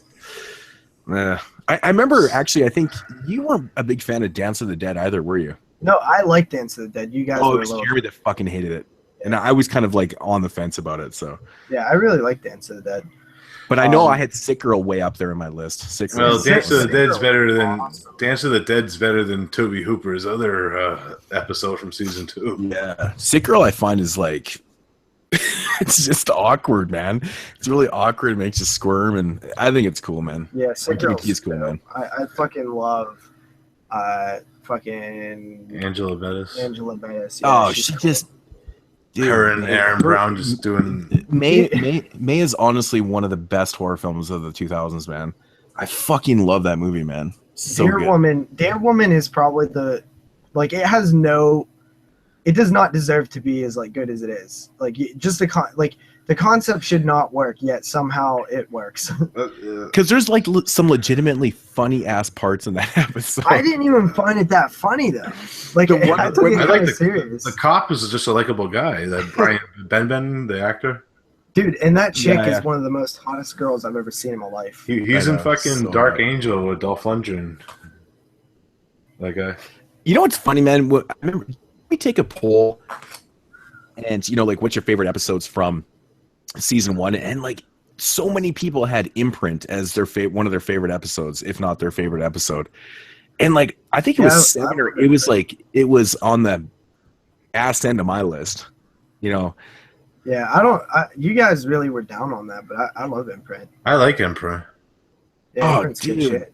It's okay, but man, dude, like Billy Drago in that episode is atrocious. And the thing I can't stand about that episode, the thing I can't stand about that episode, the thing I can't stand about that episode is the fact that they used actors that couldn't speak English and they were like trying to speak English. They did all their lines phonetically. Yeah, and it sounded horrible. To me, it was so off-putting. I'm just like, oh, the acting's so bad. I think it kind of just fits the like bizarro like world that movie's set in. Like, who the fuck has blue hair? Takashi Miike is so much better than Imprint, though. Like, he's just so much better than Imprint. I don't know. It felt thrown together. That's the only Miike that I've ever seen. So, did you see 3 Extremes?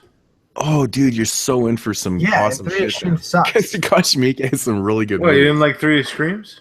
I love his gangster. His Yakuza stuff, man. Fuck. 3 Extremes suck, dude.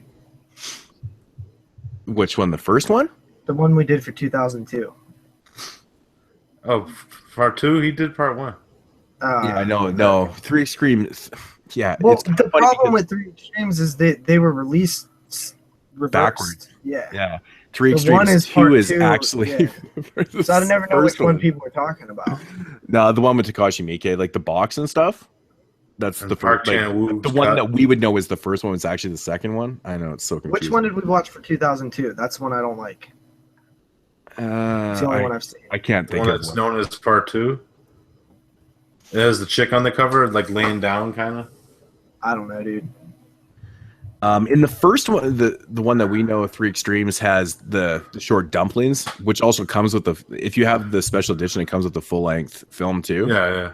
Dumplings and cut and box, they're all awesome, man. Steven says that he recently watched. Yeah, Fruit Chan, Park Chan Wook, and Takashi Miike directed Dumplings, Cut and Box. They're all great, man. Yeah, I don't think I watched that one. Don't make fun of non-speaking English people who speak English. yeah, Charlene's English is really good. Oh yeah, but you're always gonna have that. Hey, Moods. At least Imprint wasn't like Deadly Birthday Party. Oh, nothing is as bad as Deadly Birthday Party. What's Deadly Birthday Party? Oh my god, it's so bad. It's a film that was released by Legos Corpse, and it's like it's something you have to see. It's so bad. Like it's German actors, but they're trying to speak English. Yeah, it comes off so bad. Like, oh my god. But it's the whole story. Everything about it is it's like atrocious. It's atrocious. I think I gave it 1 it was like a pity 1. Yeah. Yeah, what do you guys think Arrow's announcement will be? I think they said that that's not very much. That they're not announcing. I'm kind of with Derek and Takashi Miike. Something Takashi Miike. Why? Yeah. What was that picture? Dead or Alive. But you guys, they put the Dead or Alive. The ending of Dead or Alive has to be the funniest shit ever, man. What's the relation to you know what I'm talking about, right, Derek? You see them? Well, it's a Yakuza tattoo that they're. Is it? What's a Yakuza tattoo? Have you seen the Dead or Alive films, Derek? I've seen part 1. I haven't seen the rest of them. The ending of that movie, is that not the funniest shit ever? It just like comes out of left field. It's like this kind of pretty normal film, and then it just turns totally Takashi Miike. Totally batshit. Awesome. It was fucking ridiculous, man. It's so fun. Legos Corpse is shit stain in the horror genre, Andy says. I've actually only watched 2 or 3 Legos Corpse releases, and yeah, I mean, it is what it is. I mean, they're super cheap. I'm trying to give these independent films a little bit of chance and stuff, and I'm gonna check out the artist film in a couple days here. What's Wake of the Dead? Yeah, that's the one. I got it sitting behind me right now. I'm gonna watch it. Hills Have Eyes Part 2 sucks. Yeah, it's the movie's terrible. The If you ever remake want to is- see somebody make a movie who can give a fuck less, it's Hills Have Eyes Part 2. Like, that movie oozes, I don't want to be here. I don't want to make this movie. Let's just shoot Are you it. talking about the sequel to the remake? At least Wes Craven actually admitted that, though. He only did it for the paycheck. the original. Like, he openly admits it. Yeah, Hills Have Eyes Part 2, the original Part 2. Yeah, that movie is atrocious.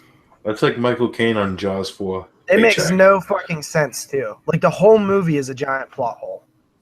I love how Michael Caine has never seen Jaws 4. He's like, just give me the paycheck. Never seen That's it. actually pretty common, though. A lot of people have never seen good movies that they were in. I don't know, man. If I was to do a movie, I think I would have the curiosity. I would have to check it out to see. Yeah, what the but I final mean, you product also was. are a fan of movies. Yeah, I guess, but I don't know. I think it's different for something nuts. It I think it's different for actors though. probably. Some actors don't even watch any of their work. You know what I mean? Yeah, Yeah. some actors probably just don't like to see themselves on camera. I'm like, yeah. I mean, I swear a lot of actors don't even watch anybody's films because it's crazy. Like I've seen interviews and stuff, like seen this, that, and like, nope. I'm like, how the fuck have you not seen that movie? It's crazy. Yeah, I'm not hammering my nutsack into a bloody pulp would be more entertaining than Hills Have Eyes Part 2. Oh, if it's the Black Triad trilogy, man, those are fucking good. Dog I hope flashback. so. Classic That box fucking set's so out of Kakashi. print. I know. I'm lucky enough. I have that box set. So I'm with Um, Andy. No more Asian horror from Arrow for a while. What? Yeah. Just because I don't care that much. No, but you I like will if you- American horror. But Andy doesn't like Asian anything. But that's because you anyways. haven't seen enough of them, though. He Then bailed out of Asian Horror Week on Body Bags. He's like, fuck Asian horror. I'm Like Rachel like Slash to yo. like I could care less about this release if I'm being honest. Well, Well, you I can never- give it to me if you want. I honestly never even picked it up myself because I There's have no the DVD. reason to upgrade this. No, I have, I have the the DVD as well. I know, me too. I'm probably I'll get that on one of the next Arrow sales when it's like £7. I might grab it just because I don't own the DVD. We're in America. Let's speak in English money, please. Yeah, I want House 1 and 2 also. I would upgrade those because That's happening. That's happening. 100%. Yeah, I That's would upgrade absolutely those. happening. Well, yeah, the I only want. really- We should do the House franchise too. I think Moods mentioned that. Oh no, the horror show! the horror show is horrible. I had so much hope Okay, from like listen. Lance Henriksen. Someone just said to me the other day that the horror show is so awesome. I was like, really? I'm like, I hate that movie. Listen, all you guys who don't like the horror show but like Shocker, I don't get it. They're What both do you- bad movies. Shocker's way better. First of all, Shocker has a way better soundtrack. It's got a way better killer. Horace Pinker's he's badass. I think Shocker I is think Wes Craven's worst movie besides Hills Have Eyes Part 2, probably, in my opinion. The worst movie? No, now you're how about just Cursed? balls, man. No, Cursed is better than Shocker. Dude, Cursed is 100%. not better. I like Cursed. No way. I kind of like it. It has nostalgia for Cursed because I've seen it. I would like, rather watch Swamp Thing than Shocker. Oh, we just sparked up oh, dude, no way. Dude, What is Shocker that? is a bad movie. It 100% is bad. Like, shit Okay. does not make sense in it. Shocker is 100% way better than My Soul to Take. No, it's not. Are you It's kidding better. me? It's better than Red Eye. It's better No, than it's Cursed. not. It's better Red than Eyes. Cursed. Red Eyes. It's better than Scream 3. You didn't like. No. Red Eye? Okay, how is Shocker better than Scream 3? Explain yourself. Because Scream 3 sucks. Scream 3 doesn't suck. Yeah, it does. It's not a good film. It's fucking Scream, and they're all the same. All four of them are the same Yeah. movie. You can't honestly say that Scream 3 is a good movie. His Scream genes 3 sound is a good positive. movie. I would give it like a 7 out of 10 for sure. What? Yeah, I would give Shocker like a 4. What the fuck? Oh my god, who's with me? Who likes Shocker? Shocker's fun. Why? But It's been see, a while. everybody says I like Shocker, but nobody says that it's a well-made good movie. The whole movie's like plot hole after plot hole. Like nothing makes sense. Like That's because you're dealing with some supernatural fucking craziness that, of course, first of all, the whole aspect of what they're doing in the film doesn't make sense anyway. Okay. So having plot holes is just, of course that's going to happen. So, I mean, but you can't make sense in of any anything. other, but in movies you criticize that though. So you have to criticize it in Shocker too. Listen, Shocker, explain it to me something, dude. But it depends though. If you're having like a legitimate like psychological thriller and there's plot holes, you're like, okay, what the fuck? But this movie right here, it's like it's supernatural. It's like a Freddy clone. Yeah, that doesn't. At least Freddy makes sense though. Like, okay, explain to me this: how like Horace Pinker is sitting in his cell or like in the TV room, looking up at the TV, and what happens? Like lips come out of the TV, and Dude, like I'm what? Not, What are you? I'm not That saying doesn't that make Shocker sense. by any means is Wes Craven's best made film at all, but you have to admit, when you watch that movie, it's just like you always say, you need to disconnect yourself from a lot of things that are happening because it is so, the idea of the film is so ridiculous. It's so ridiculous. This killer is traveling through electricity. It's ridiculous. They fight through TVs But and it's shit. no different than a killer the best thing traveling about through it, dreams, though. It's no different. it's a lot of fun. It's a lot of fun. That's the thing that's not. wasn't Shocker. It's a lot of fun. I would take Shocker over probably almost half of Wes Craven's catalog. That's crazy I mean, to me because I don't like Shocker especially all his because later- one, Especially it his later doesn't films. honestly like Shocker to me. It's kind of boring and it's a bad movie. So like I don't even have the fun factor to lean on because the whole time I'm just scratching my head and I'm like, what is going on? Like why are they doing this? It's like high energy fucking badass Horace Pinker with a kick-ass soundtrack, man. I don't get think it. Horace Man. Pinker's that cool either. He is, man. He looks awesome. He's a What a great killer. stupid name, by the way, Horace Pinker.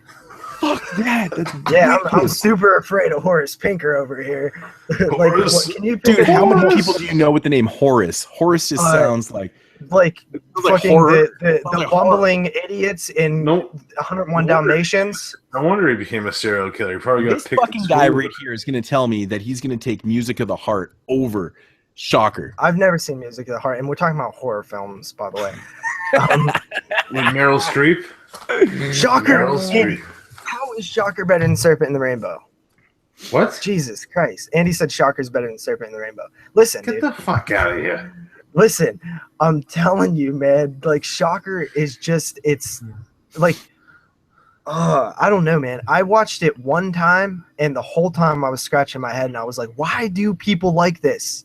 It's like, okay, like it's kind of fun, but it's Dude, you not. are so in the mind. It seems like everyone in here is liking Shocker, man. It's fun. I don't know how you can't have fun with that movie, man. It's crazy. I love My Soul to Take, Charlene. It's one of my favorite Cravens, honestly. Shocker is very dreamlike. It is not. It's very stupid like. Okay, so Matt says he gets zapped and becomes electricity. Okay, so explain how when he's there and Volkswagen. he's like praying to his TV. There's no anything. There's no mythology around it. It's just like there's lips that come out and it's like, okay, like what exactly happened? Like at least in Child's Play or something, like you got the backstory that Charles Lee Ray is into voodoo with Eddie Caputo and stuff, and he does the voodoo magic into the doll. Yeah, if he just transferred into the doll, it wouldn't make sense. That's essentially Shocker. He just transfers into fucking electricity. It makes no sense. Does it have to, though? A little bit. You have to have rules to your mythology, or else you could just do anything you want. so And then that in that means- case, I don't understand why. Like you That constantly means use the fact that Gremlins 2 is a masterpiece because the same thing happens in that. in which movie? Gremlins 2. Oh, fuck, Gremlins 2 sucks, man. yeah, Gremlins 2 is like Shocker. Yeah, but Gremlins 2 is actually a fucking terrible film. So is Shocker. Shocker is terrible. Mm-mm. Gremlins 2 is no. Shocker is nothing There's no like fun factor. Gremlins Oh, 2 man. before Gremlins 1. Isn't that weird? In theaters too. Yeah, shit, I never thought that would spiral out of control like that. It was like Blair Witch all over. Not even close. I was actually yelling in that one. I mean, I'll be fair. I do need to rewatch Shocker because it's very. Have you watched your Scream Factory edition of Shocker? No, it's still sealed. Oh, yeah, okay. It's pretty good, man. Yeah, It's still sealed. Holy listen, fuck! That came out like 7 Wes years Craven ago. is probably my favorite director outside of Is that John right? Carpenter. And listen, I love most of his filmography. Like he has some. I'd rather watch Invitation from Hell. I'd rather watch the what's the one with Deadly Friend. Deadly Friend. You know what's a really terrible film by Wes Craven is Chiller. I've not seen that, With but I hear Carlos it's bad. Sorvino. It is, man. It's not very good. Ghoulies 2 is greater than Gremlins 2. I agree with that. Ghoulies 2 is better than Ghoulies 1. For sure. Ghoulies 1 is a mess. It's like Shocker. Ghoulies. Doctor. Troll 2. Listen, I don't know why. Listen, you guys all hated Satan's Blade. Like, I didn't think it was that bad. See, now I don't. Honestly, I always think about that. Every time you tell me that you think Satan's Blade was okay, just blows my mind. It just reminded me of like a shot on video movie. It was like just like dumb shit. There's a lot of really bad ones too, and that one right there. But the problem with that movie is that it's just boring.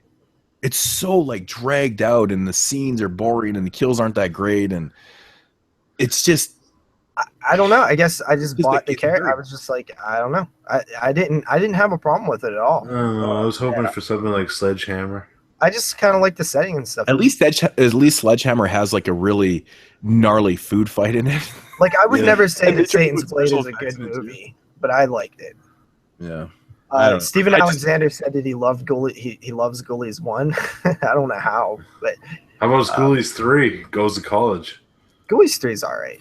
Yeah. Ghoulies 4 is all right, honestly. Thank you. I made for it.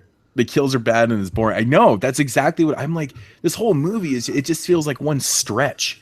It's like they're just trying to stretch everything out, and it's just I like fell asleep like 3 it's times. so watching snail it. paced, and you're just like, where the fuck? When is this thing gonna pick up, man? Andy Yeah, said I really- kind of like Suspiria. Oh, here we go. Here we go with this guy. Andy and Zach, the fucking full-on Suspiria. Suspiria haters. They're 69 each other, like, fuck Suspiria. Yeah, that's awesome. We're gonna make a WWE action figure together later. I actually wasn't that high on Suspiria when I seen it, but I feel like I would be different now. You would respect it a lot more. Yeah. Ghoulies I Go to really College do. is so fucking stupid. It makes me laugh every time I've only seen it a couple times, but shit, that movie is fun, man. Imagine if Like, Vestron releases Ridiculous. It's so ridiculous. Yeah. Yeah, it is pretty ridiculous. I've only seen it once, but I'm not gonna. Oh god, Ghoulies 4, yeah. Ghoulies 4 is Yep. that. Ghoulies 4 is what it is. Okay, now it's getting down to this then the trick or treat slash it, but the problem is people seem to get them mixed up. Are we talking about the shitty one from 82, like Trick or Treats, or are we talking about the heavy metal one? Matt's talking about the one released by Code Red. Yeah, okay. No, but Psychotic Cinema, he responded, I like Trick or Treat, so I'm wondering if he's thinking if it's the heavy metal one, the Sam, the fuck's his name? Trick or Because it's actually called Trick or Treats, the one that Matt's referring to, the one with the fucking bag on the cover. yeah, the Code Red one. That one's called Trick or Treats. It's pluralized. And then the one with the shitty Ozzy and Gene Simmons cover, Yeah. That's Trick or Treat. Trick or Treat, yeah.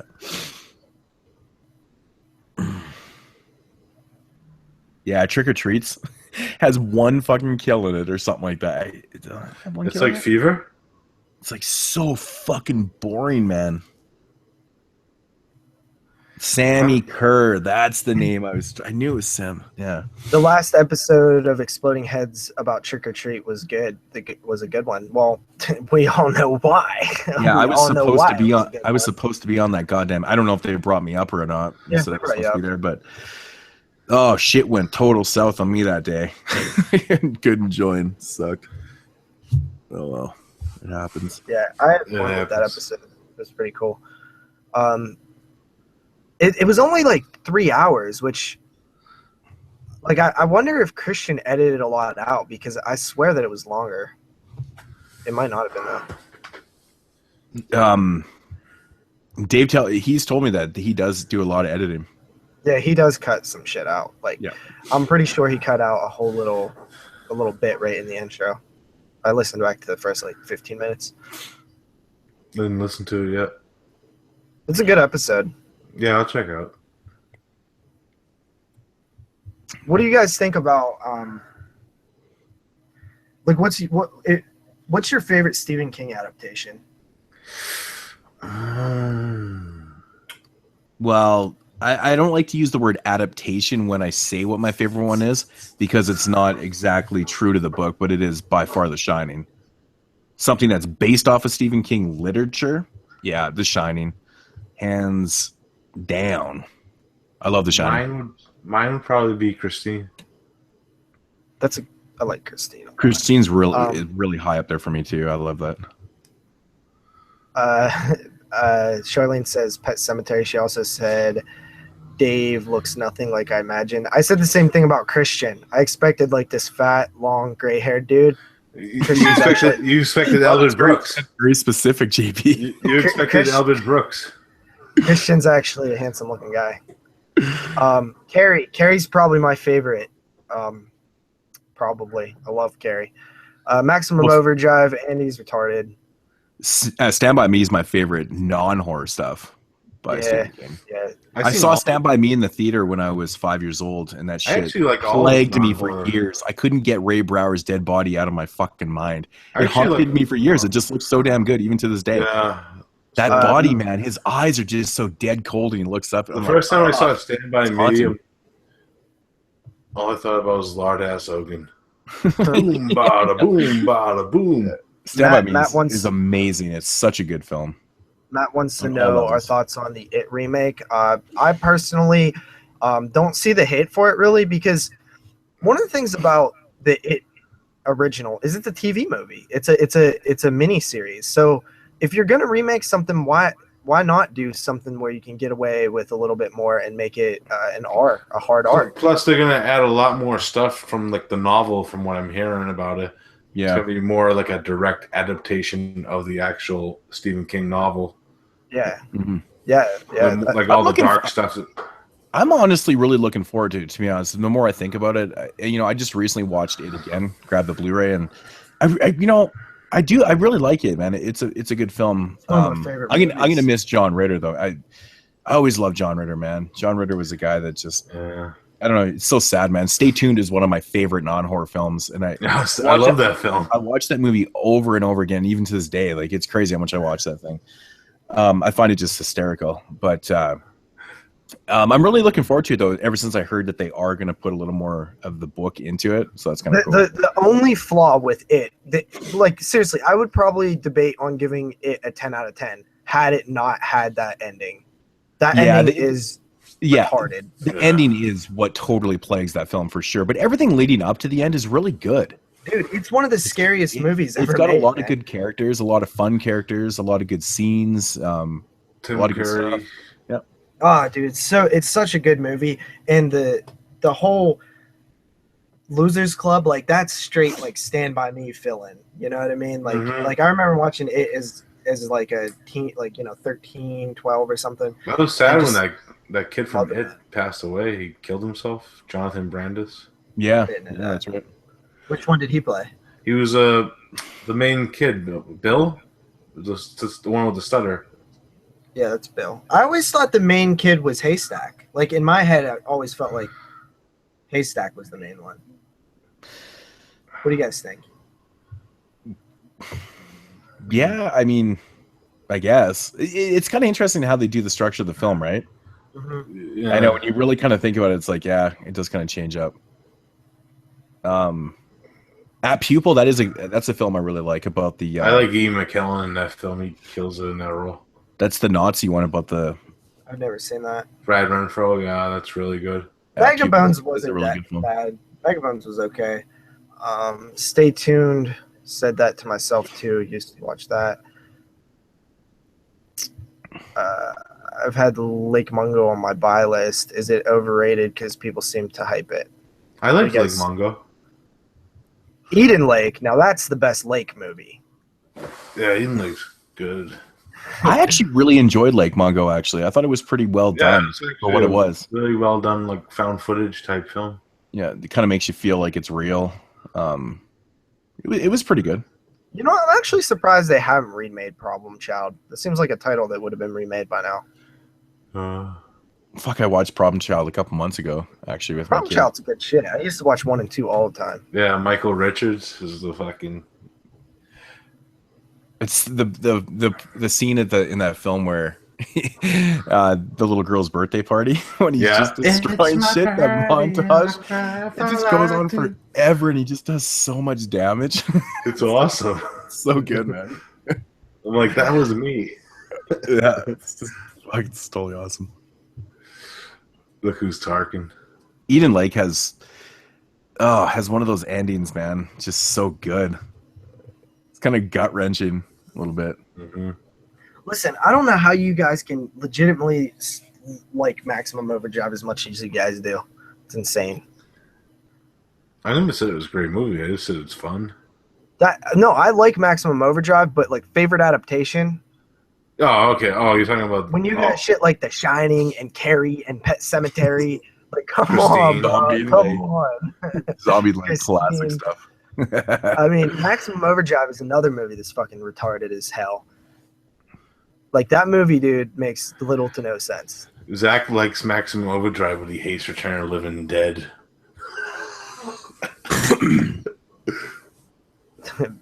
Lake Placid versus Anaconda. I think Zombie Lake has got to be. It's got to be like. I mean, it's a bad film, and it's got to be Gene Roland's like worst film. Listen, Andy, you're right. The beginning of Maximum Overdrive, like when the shit hits the fan, fantastic piece of cinema, right? Everything in between is boring. Once the characters start talking to each other, man, it's boring. Oh, that one lady, fucking atrocious. Lisa Simpson? Yeah.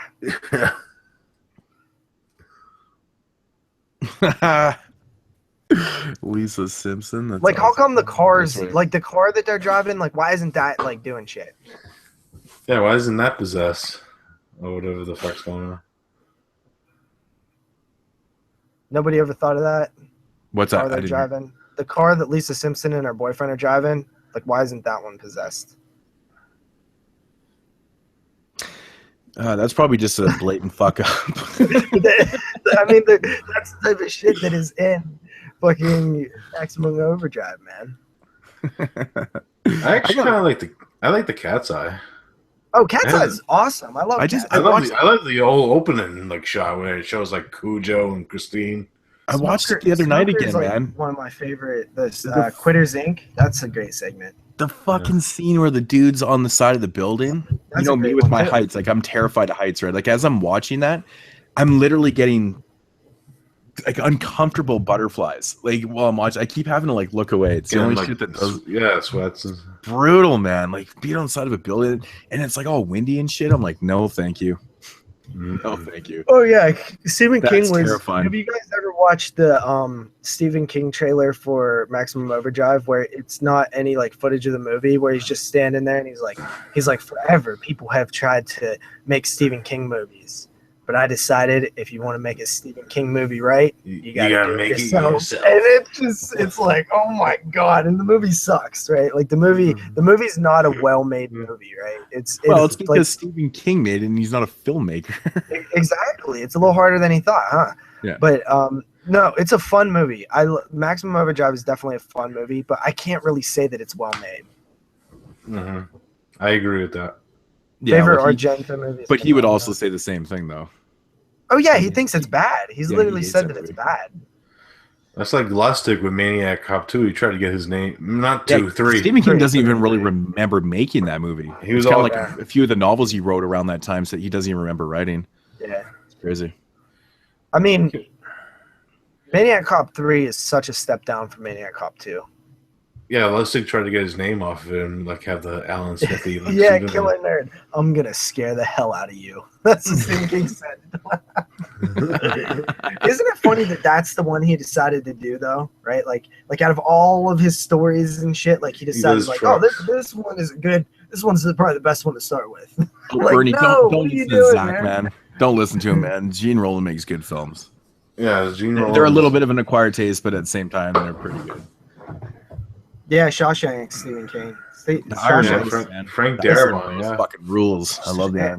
Everybody, Shawshank is that universal movie that everybody, once it's on the TV, they can't shut it off. And it's for everybody. Great movie. I actually always forget about Shawshank. Yeah, that's a good movie. I saw the Green Miles in theaters. Green Mile's good, but I've seen it way too many. I have no interest to see Green Mile anytime soon. Yeah, there's a cool way he actually released a novel that he released it in serials. Like he released like one volume each month. Oh, is that what he did with the Green Mile? Yeah, he had to wait. You had to wait for the next month for the next issue to come out. So it was like you had to wait for to know how the story was going like a month later. I love prison movies. I watched Escape from Alcatraz the other night. Good shit. Clint Eastwood.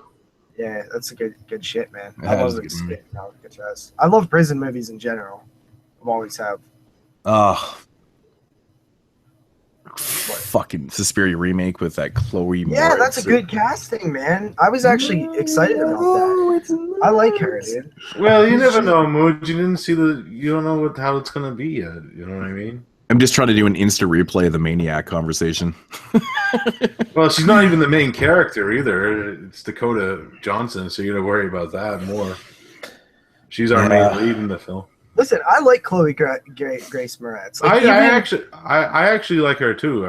There's no way that the Suspiria remake is going to be better than the original. There's just no way, unless they spend all that time like doing some crazy lighting. It's not going to happen. They're going to CG the light in. I'm hoping that they don't go for style, right? Like, don't even try to fuck with Argento in the style department. Just take the core concept story and expand on that, because there's not much there in this Suspiria story. So if you just take the idea of like a witch coven at a dance studio and roll with that and focus more on that, you can have a successful remake there. Don't try to even fuck with the style. It's the same thing with like they were shitting on who they cast as Pennywise. We don't know until we actually see. That's what I love about the original, like Suspiria, though, is how subtle the story is. I mean, it's totally there. I mean, you've seen the movie a couple times. Movie, though, right? I mean, like if not a shot for shot. Of course, you need to do something else for sure. But I mean, if you go ridiculous with the story and turn it into a completely different type of thing, I mean, it could work. But I'm just trying to find an angle here, though, because. What's your angle if you're gonna remake Suspiria?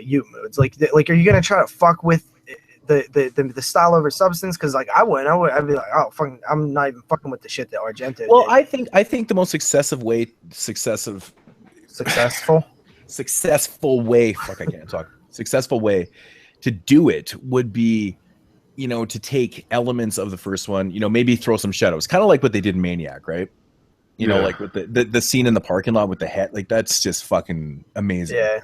I mean, that's awesome. But just kind of throw those shout-outs that way, and then maybe do something a little different with the story. But yeah, don't do too much of either.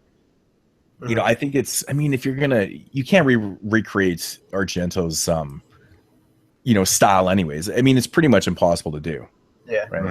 Yeah. Well, so that's I think what if you kind of give it a little bit of shout outs and do something else to the story, but I mean, you don't want to also change it into a completely different film either. No, but you can just elaborate on it, right? Like it's not hard to make more interactions and more of like that be the primary focus is like the witch coven, like that could be pretty cool. Like I like witch movies and shit. So, and Psycho Cinema said that Chloe is too pretty to be Carrie. That was probably my number one complaint with the Carrie remake, the second Carrie remake, the Chloe Grace Moretz one. Chloe is a great actress, in my opinion. I know that I Mayfair said she isn't, but I think she's a really good actress. But she is too pretty for Carrie, and it was just hard to buy her. She's good in the roles. Her performance as Carrie was good. It's just that she didn't look the part. Yeah, she didn't look the part. It's the only thing that got me out of that film myself. Mhm. But I mean, I think that's why Sissy Spacek and both Sissy and Angela worked so well as Carrie, is because they're not ugly girls, but they're just kind of off looking. They're not they're not your usual like looking girls. Exactly. I don't understand what you don't understand about Suspiria. Like, what don't you get about the story? I don't get anything about the story from my memory. It's just so simple. I mean, that's what it is. That dance studio is like this. It's like this coven for witches. And that's what they do. This is the home of the one of the mother. What did the witch coven do? It held like the mother of what's the name of the mother? I don't know. You know me with names. I can't fucking. It's one of the three mothers. She's the mother. Yeah. They're holding her there. That it's to her coven. For what? Why are they there? Well, they technically explain it more in Mother of Tears, the final one, because Udo Kier's character. Yeah, but if you're just gonna take Suspiria as itself, why is it at a dance studio? Like, why are they? But why not? Why not? That's just where it is. It doesn't matter where it is. If it's in someone's house, basement, or whatever. Okay, but what are they doing? Because it's a front, though, too, right? I mean, you have to make something look legit if you want people to come in naturally. Okay, but why do they want people to come in? To join the coven. So they're recruiting. They're recruiting other people. And whoever goes against them, they kill them. Okay, so is the main girl? Well, if they're just recruiting like random people, or is it like? Yeah. So they just figured we're going to get dancers to become witches. Okay. I'm being honest. Like, I don't remember the movie at all, really. So like, I'm just trying to figure it, because you said, how does it not make sense to Zach? And I'm trying to. Does it matter if they're dancers or not? It's just what it is. That's like the main for the Mother of Tears. And this is the coven. This is what they do. So this is how they get people. Because what? You said this is what they do, and I was just wondering what that is. It's a fucking dance studio. Yeah, no, I know the setting is a dance studio, but you said that's what they do. I'm asking what they do, what the witches do. Okay, would you rather be going to some fucking, dark, deep basement or whatever, or just go to a dance studio willingly? What would you rather do? Doesn't it seem a little more comfortable to recruit and get people to go to that than it would be to something else? Well, I'm just saying, I'm not saying that they're like... No, he's trying to figure out what the motive of the witches is. Yeah, I'm trying to figure out the motive. Like, what's... Like the mothers and stuff. No, there's a motive. Which actually isn't really fully explained in that film, though. It goes along. They tell more about it like throughout the other films. Because the whole story of Suspiria was meant to actually be a trilogy, right? Mm-hmm. So this is why they explain it. They take it further in Inferno. And then Mother of Tears. They actually start to explain the other mothers and exactly what they're doing, and then it's fully. Okay, let me just ask you this, because I'm telling you, I don't remember the movie barely at all. I watched it about 5 years ago, barely remember it. If you're talking, if I'm just like, oh, okay, what happens in Suspiria? Can you just tell me that? Story-wise, what happens in Suspiria? Some people go to a dance studio and they end up getting killed off. That's pretty much what happens. Okay, so people go to a dance studio to dance, right? They're there, like, is it a scholarship or something? They're there for, it's like an academy, right? It's a school. Yeah, it's an academy school. So run these by characters Joan Benet, go into a thing that happens to be a witch coven that they're actually sacrificing people in there. It's like sacrificing. They're doing like seances and shit. Yeah. Did they go into that at all? Why they're sacrificing people? Not really fully in that one. No. It's more explained in probably Mother of Tears. But that's probably. technically what the witches are doing. They're sacrificing people. Sacrificing. So like to like the devil, or they don't say. Well, they're witches. So not the devil. Well, the three sisters, they're like all witchcraft connected. isn't about the devil, really. It's not like a Christian religion. I think they were like the most powerful witches. Like Uruk-hai in part 3 explained it the best. Yeah. Okay, so they're recruiting people to become witches, and then they're also killing people to sacrifice people. So what happens to the chick at the beginning of the movie, the one that's like hung? Did they explain why she was killed? Oh, because she was at the studio and fucking she knows she found out the secret of the dance studio and she was gonna expose them. That's why. Yeah. Okay. Because if you're running a secret coven, you know, if someone finds some shit out, what are you gonna do? Kill them. Well, if I'm a witch, I'll probably kill them. Take them out. I do understand people's that say that there's not really a whole lot of story there, like because it seems like there's not, just from the way you guys describe it. Yeah, I mean, like I said, there's a lot more explained in Inferno, but then basically most of the story actually comes out in the shittiest part of the trilogy, which is kind of ridiculous. By actually a bookmark actor, because he was actually in the first film too, as a different character, Uruk-hai. Mm-hmm.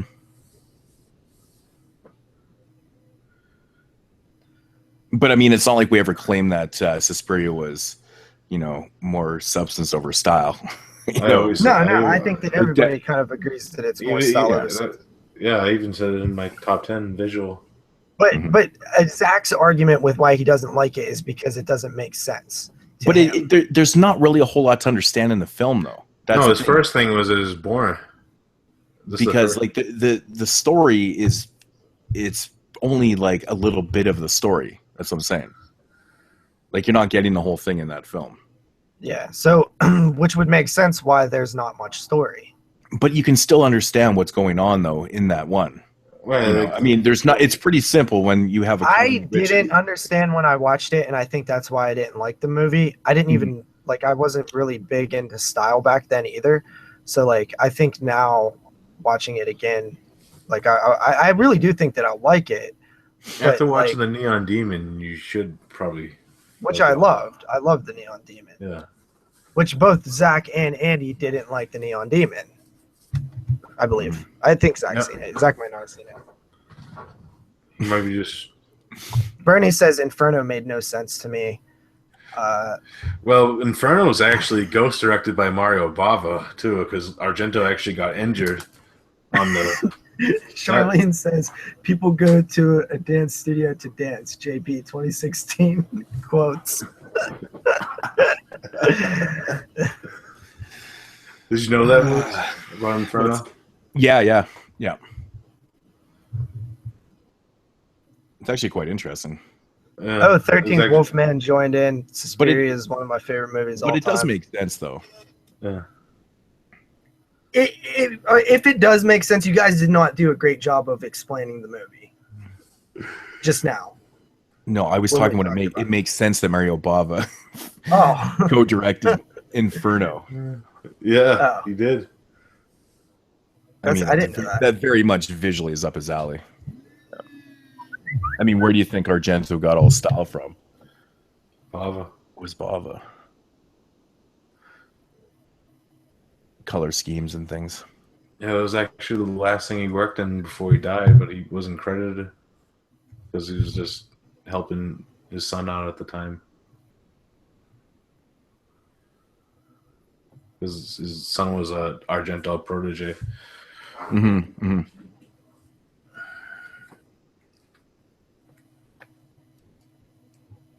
No, Neon Demon's great, guys. What are you talking about? It's not a snooze fest. There's so much going on in that movie, man. Look, people are gonna say that. People are gonna say that Neon Demon is style over substance, but there's substance there. It's just not in your face. You guys weren't paying attention.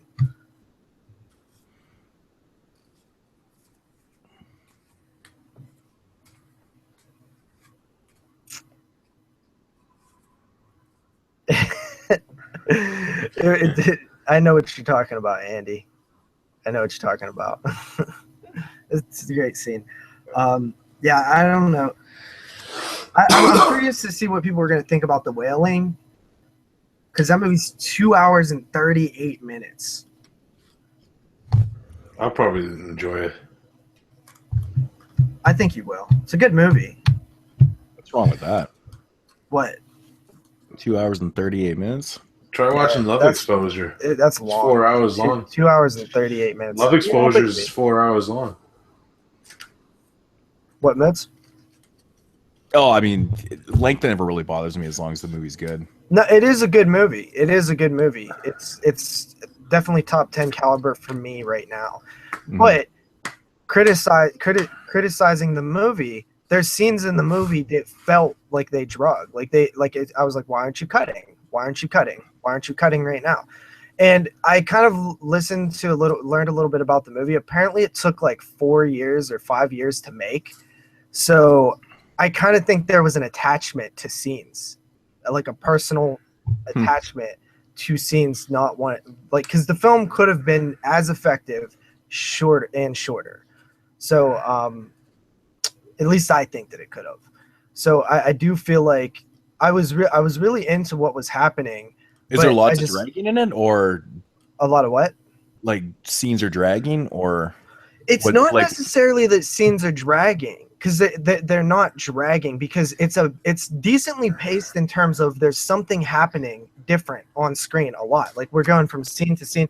There's a lot of different. It's almost like it feels like multiple movies in one, because the story in the first like 30 minutes is completely different from the story at the end of the film, and it's like, so it's moving in a lot of places, but there's like literal like scenes where the point of the scene had happened, and the scene's still going. Like there's one scene where there's like an exorcism going on, and it's cutting to people playing the drums like in a ritual, like and the exorcism's happening. And this is just a small example. This isn't the primary example or anything, but it's just like, okay, that went on maybe one or two cuts back too long. It's just it didn't. And there's a lot of scenes in the film that are just like that, where it's just like, okay, it was unnecessary length. It didn't add tension or suspense. It didn't add a level of development at all. It was just like unnecessarily there. So that was really like my only complaints about the movie, though. Like that it just was like, it felt like it could have been tighter and possibly more effective. He said my initial rating on the Neon Demon was 3 out of 10, but I don't understand. This is crazy. 3 out of 10? Jesus Christ. Who's this? Yeah. Wolfman. Yeah, you're right. It did take Piece of Talent was great, and it wasn't that long of a movie. I'm just saying, in that specific case, I think that director had a attachment to that film. Just by the way, I heard him talk about it or read about it with some festival reviews. My favorite film of 2014, Pieces of Talent. Piece of Talent. Honestly, can say I had David Long in my hotel room. That started out so bad. I didn't mean for that to come out like that. David Long. He came up to the hotel room and had some beers and shit, and he was like mesmerized by Canadian money. He's like, "Holy shit, look at this!" It does look pretty cool. Like, it's like Monopoly money. He's like, "Can I trade you some American for this?" I'm like, "Nah, you can just have this, man." It's like, it's so cool. But no, we talked about it. Like it sounded like it was a long process in the filming of that. So yeah, I really like that. Made my number 10 spot in 14. Good movie. Well, actually, when I talked to Christy Ray, I mentioned that one of my favorite scenes in the film is with her and I can't remember I'm so bad with fucking names. Anyways, David Long's character in the film when they're talking like underneath the tree and stuff. And I guess that was kind of an afterthought scene. They kind of shot that after and stuff, and because I said their chemistry was so good together, and they said, that was actually one of the last shots that they shot in the film. And that's pretty good. They had all that time. Wait, isn't his name in the film David Long? Oh yeah, that's right. It is David Long. He does play David Long. I'm terrible with names. But anyways, But you know, she said the reason why that scene came out so brilliant is because they had worked together for so many years at that point. It just felt natural, and a lot of that stuff was just kind of improvised and stuff too. So that was pretty interesting. But yes, Canadian money does really smell like maple syrup. That's factual. The thing with like long movies, sometimes it doesn't bother me because as long as the movie's entertaining, like the film I'm just talking about it critical. Well, that's how I feel about The Shining too. The Shining's like 2.5 hours long, and that shit just flies by to me, man. When I watch it, perfect example, Love Exposure. It's 4 hours long, exactly. You keep using an example I haven't seen though. It's a 10 out of 10 in my book. Yeah. Andy, I know that came out really bad. I was talking about getting drunk with David Long and paying him. Long. That is really funny. That's funny. Yeah, that would have been a messy orgy because I think Horseball was in there, Tom was there, and fucking my wife, and oh man, let's just not even get into it. It's ridiculous. Yeah, the way you said that sounded funny too. Horseball was there, fucking my wife. Jesus, man. I really need to stop talking, man.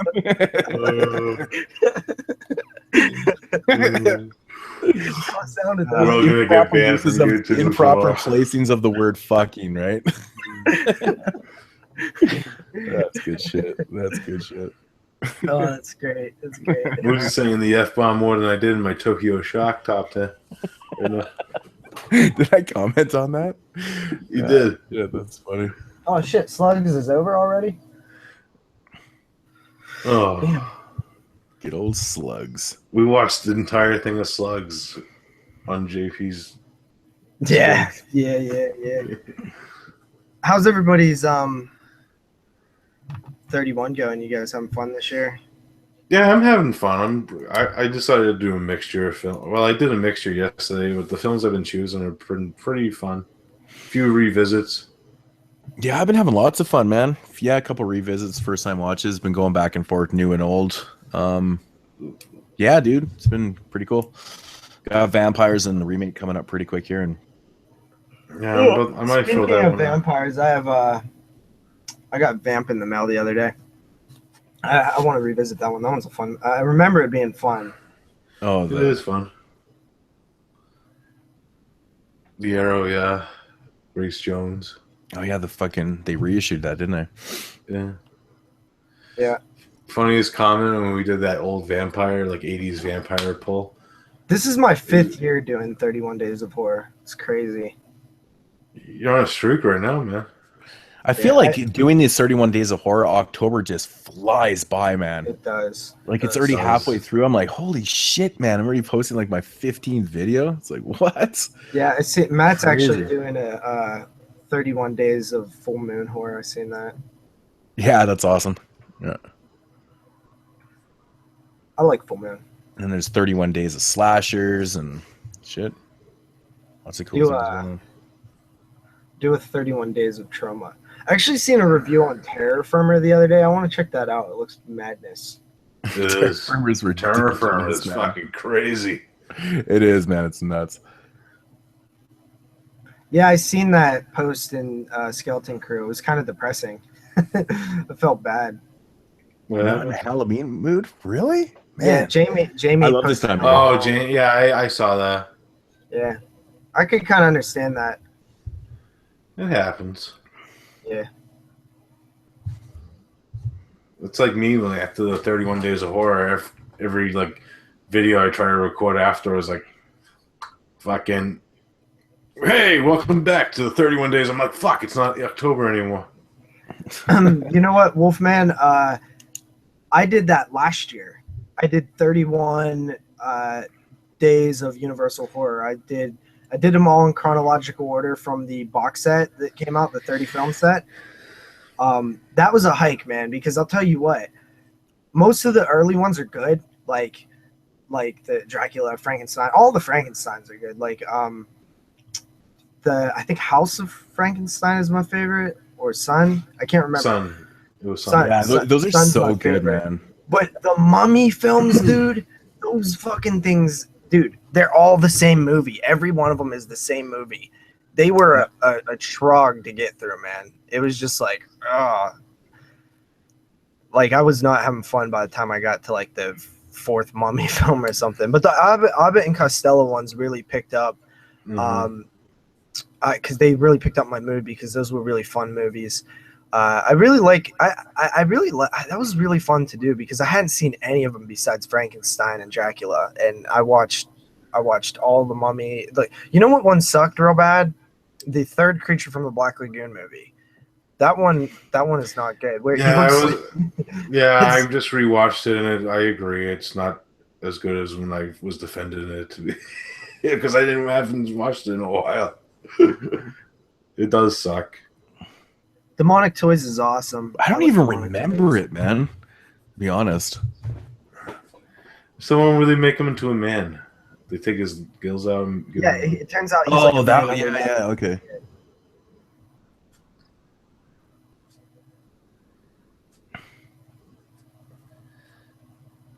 Yeah, I'm doing all 2016 films this year. I'm shocked you didn't mention the cameo in Revenge, though, JP. Clint Eastwood? Yeah, did you? I probably did, not in the review, but yeah. I always think of that because of Marty McFly in Back to the Future, when he's standing in front of the Revenge of the Creature poster, and he says Clint Eastwood never wore anything like this. Yeah. Whoa, shit. The fuck? I accidentally sat on my remote. Slugs got possessed. Nice.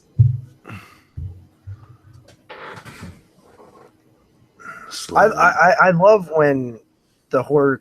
You guys miss, like, we talk about this all the time, but you guys remember the old days of YouTube where like every day there was like video responses and everybody was just so much more tags and yeah, dude, that was fun shit, man. I miss that a lot.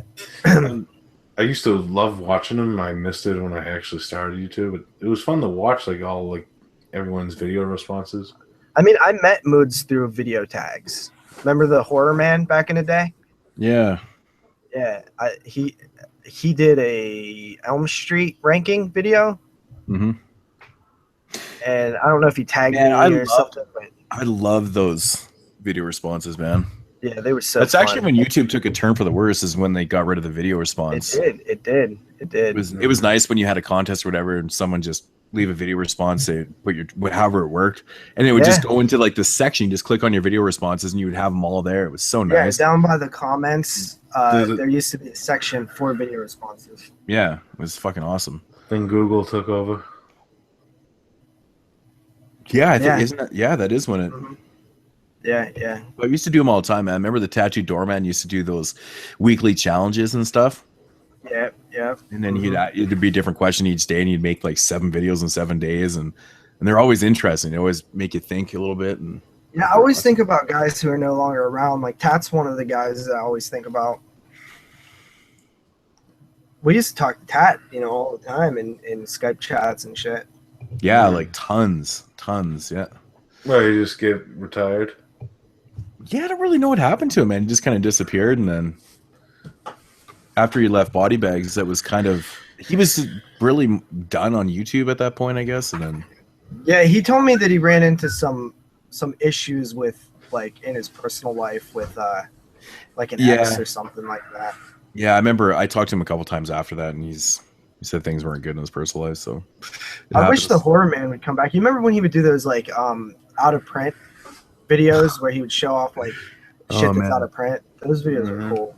Yeah, dude. Fucking guy had a crazy collection. Nuts.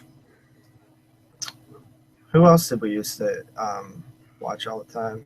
Remember My Eyes Are Open 78? I was just going to say JR, man. Yeah. He was posting in the group for a while recently, but he hasn't been on. He used to have contests every 2 weeks. Remember those like who would win fights, and he'd give away like box sets and shit. It was fucking nuts, man. It was crazy. Chapel of Blood 88. You guys remember him? Oh man, I totally missed Dave Got Horror, man. And then didn't Dave Got Horror? Didn't he start up a different channel? It was like something to do with just Blu-rays. Like he just stopped. Like all he started collecting was just Blu-rays or something. I think that's what who Dave was. He was cool, man. You know, Blu-tuber? Yeah, he just like stopped collecting DVDs and just everything was Blu-ray. But I remember this one update. It was like he showed off like 150 or 160 Blu-rays in one update. I was like, holy shit, dude! Wow, dude. Does Endurance Productions, B Junior or whatever? Does he make videos anymore? I used to always watch that guy's videos. I don't know, man. I'm still subscribed to him, so I don't know.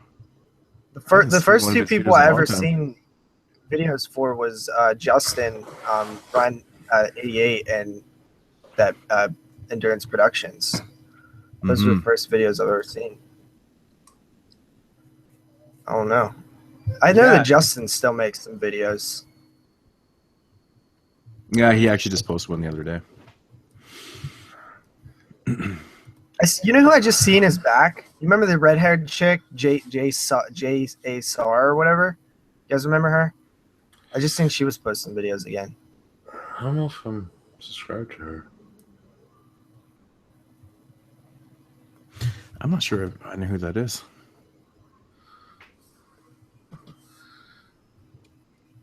Yeah, man. But see, you can't let YouTube, like, because that's what a lot of people did. They let that bug them, and then they just stopped. Like, I'm not gonna stop. Like, I love YouTube, so even though it's not like what it used to be, we can still. It's up to us to make it cool again. So, yeah, I mean, yeah.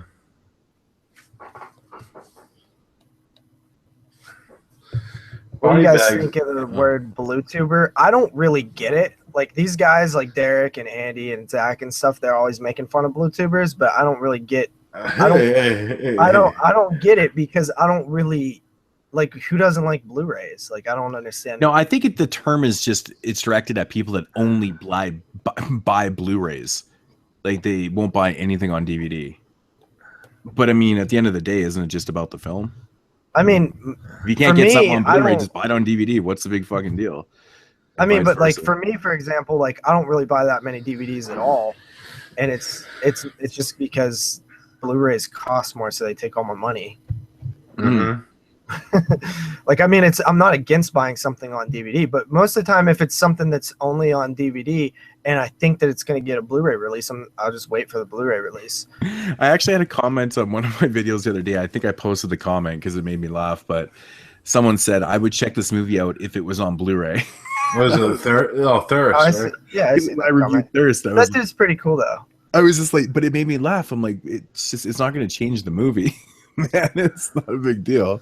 It's like a shitty creature feature. Yeah, it's a creature feature, but I just thought it was funny. How good is it going to look on Blu-ray? Zach said, if you have Blue in your YouTube name, I won't subscribe to them. Well, Zach doesn't even watch my videos or subscribe to me, and I don't have Blue in my YouTube name. I think Zach said he unsubscribed all of us during the 31 Days of Horror. Yeah, he did. Too many videos in his feed. He's like, fuck you and your fucking terrible Danny Trejo impersonation there. Yeah. I mean, I really don't care about like buying, like, I buy DVDs, but I haven't bought many lately. I mostly buy Blu-rays. I still buy more DVDs. I still buy a lot of older films, right? So it evens out for me. Like, usually either one or, because I'll either get more Blu-rays that month or like more DVDs the next month. Depends. Oh, like last month, yeah. Like I had like 25 Blu-rays and 10 DVDs. That's just an oddball month because I just wasn't. It all depends on what's out there and what's available on Blu-ray and whatever. You know what I mean? Like they had like the magnet like Blu-rays of films that were cheaper than the actual DVD version. So I'm like, fuck you, I'm buying Blu-ray. Yeah, I mean, DVD is still a strongly alive format. It's definitely. Yeah. I mean, but I don't really see, like, if you're a Blu-ray collector, I don't really see how it's a bad thing either. Like, some people just want to collect all Blu-rays. Yeah, I just get around with them. I don't see no real problem with it. You know what I mean? No, I mean that's completely fine. It's whatever your preference. You know what I mean? I don't care. I just can't. I just could never fathom the fact I wouldn't want to check out a film because it wasn't on Blu-ray. If I could only see it on DVD, I mean, I'm not going to pass. Well, it depends if you want to see it, right? Like, I mean, like maybe some people don't really care about seeing everything. They just want to have a cool Blu-ray collection. Yeah, I guess for sure. I mean, Yeah. It's the same thing as people that look at us like we're dumb for buying movies when they're like, "Oh, you just wait for Netflix." Like, right? I mean, we're like retarded. Yeah, I can see what you're saying. I have Netflix. I don't even watch it because I just have so many fucking movies. I have Netflix and the DVD by mail Netflix. It's like $23 a month that I pay and barely use either of them. But I have been using. I wanted to get the DVD but Netflix so I could get stuff for the shows that I don't want to buy. Especially for like 2016. Speaking of that, I guess I have to go look up houses that built October. I actually have the DVD sealed from like 2 years ago. I never picked it up.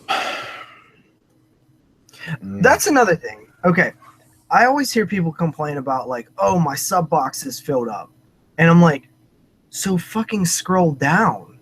Like, I never understood the complaint that there's too many videos in their sub box. No, that's only one person that we hear really complain about that. Just scroll down, man. Like, it's not like it's fucking. You should be happy that you don't have to walk down the road 10 miles to get to the next video. Just you see this mouse wheel right here? Just scroll it down, and you're fine. Like, people's complaints are funny to me sometimes. He can't because he's holding his coffee cup while he's fucking. He's like, fuck this, I'm too old for this. I could scroll down like 100 videos in like literally 5 seconds, man. It's not hard.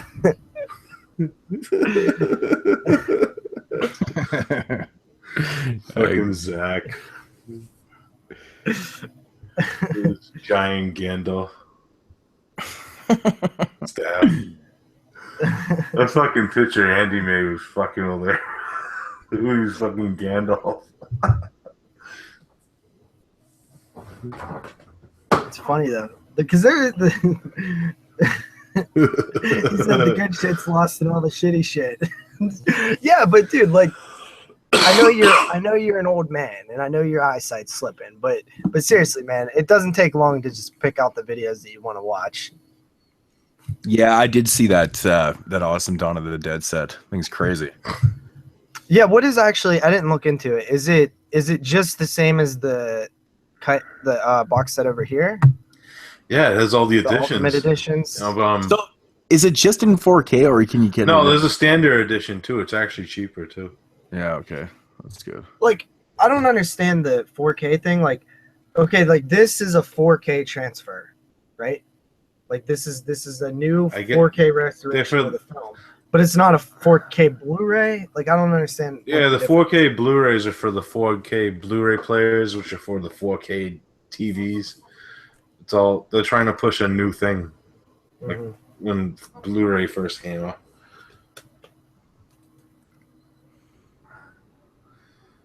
Because everything's going to be like 4K now. They're going to have 4K TVs. Same thing with the 3D. It's a gimmick. See you, Thomas. Yeah, I actually did one of these Wednesday with just myself, but I'm looking to start doing them every Wednesday, and hopefully I can have some guys on with me. This one was just spur of the moment, but thanks for joining us, man. It's due to Skype fuck-ups. Yeah, fucking bullshit. Okay, so it's downscaled to 2K. Gotcha. Yeah. All right. Okay. Well, yeah, I don't know. 4K. I think 4K is just one of those things that, because of like the economy and stuff, it's gonna be like, it's gonna be like 3D TVs. It's just not really worth it. The gap between 2K and 4K is not big enough for the price in between. 4K tubers. In 3 years, they'll call them Blu-tubers 4K tubers. Okay. That's great, man. That's the new coin saying, right? Yeah, I've watched your show before, The Dorkening. I've watched it before where you've interviewed people and stuff. Yeah, I've watched it lots of times. Yeah, I have too. Still going to be, and I own a 4K TV. Good for you, man. I mean, I've walked past them at Walmart. They do look pretty dope. Yeah, they look like real life. like some of the like one of the films. What the fuck were they showing? I think it was like Jurassic Park World, the new one. Where can Bernie grab some Ryan Nicholson films? You know, the website might be back up now. I know Ryan had it down while he was recovering from his brain tumor. What? He had a brain tumor? Yeah, dude. Fucking Jesus brain tumor. Christ. He had surgery. Had surgery on his head and stuff. He's been off. He's been off for about 8-9 months or whatever. Yeah, he did a whole video after the surgery. Yeah, he just went back to work like recently. So yeah, I think. But he said while he was, doing all this, the site was going to be down because he couldn't trust the people that were doing the shit for him and stuff. So I could probably find out. I talked to Ryan actually quite a bit. So I think the site is up, and I think he has like the pre-order for more Dead New Girls. Oh, that's cool. Okay. He's okay now then? Yeah, he's good. He's good. Yeah, he did a video the other day. When you talk to him, can you ask him to answer the question why he picked the worst mask in history for Gutterballs? It's funny, when I talked to Ryan at Calgary HorrorCon, I actually brought that up and he just laughed. It's just like, whatever. But he kind of said the same thing as me. Is like, what else would you use? A bowling bag, right? Literally anything besides a bowling bag because it's dumb. The bowling bags. Hey, just because you're in a bowling alley does not mean you have to use a bowling. Hey, remember when I voicemailed it about the masks? You fucking put about the slasher masks? It's like Jason isn't playing hockey. Like, okay? Like, he's not out there on, like, an ice rink playing hockey and shit. Like it doesn't have to be related. And a bowling bag is not a mask. It is a bowling bag. But it is a bag, though, right? Like, I mean, it's like putting a sheet over your head and pretending you're a ghost. But the weirdest thing, like Michael Myers did on Halloween, remember? Atrocious mask. The weirdest thing about the mask, the bowling bag, though, is because it has like this symbol when it's turned upside down, and it does actually kind of look like a face in a way. Yeah, that's purposely done, and it's dumb as well. I don't understand how it's dumb, man. But listen. I like Ryan Nicholson's films, and he seems like a nice guy. But I'm gonna call him on the worst mask in history. I got to. It's just the worst mask in history. You have to let the world know that you didn't see Sledgehammer yet. I haven't seen a worse mask yet. I'm being honest. I'm looking for it. I've been looking for it. I don't know, that one slasher with the guy with a KFC bucket on his head is pretty. Well, bucket. That's a bucket head thing, right? The guitar player to do anything? No, but it's all like this mask is just the bucket over his head with the eye holes.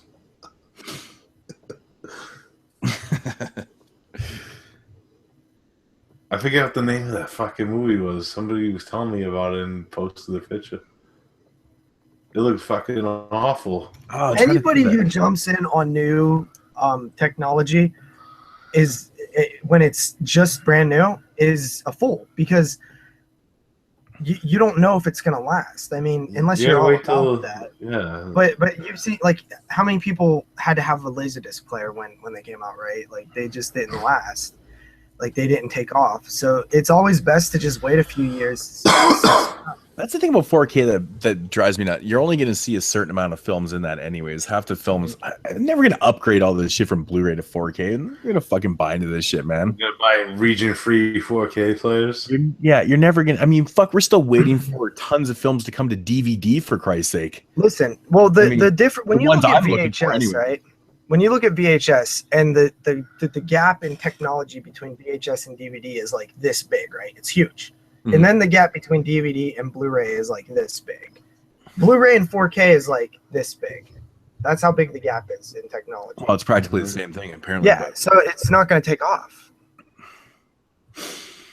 I wish I had a 3D TV so that I could watch, because it's hard to find those now, and it's hard to find them like at a decent price. But I want to watch some of these 3D movies in real 3D. Yeah, like Creature from the Black Lagoon. But there's what, like 20 films you could watch, and then you'd be like, oh, I'm done with that.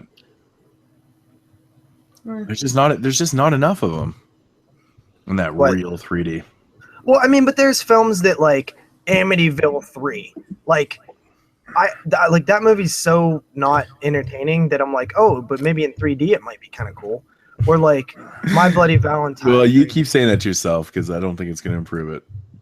I got a few like 6 or 7. It's like a creature feature. It's an Asian film. It's in 3D, but I can't watch it in 3D because I can't watch 3D, man. Oh my god, I don't mind it. I get used to it. I can't stand it.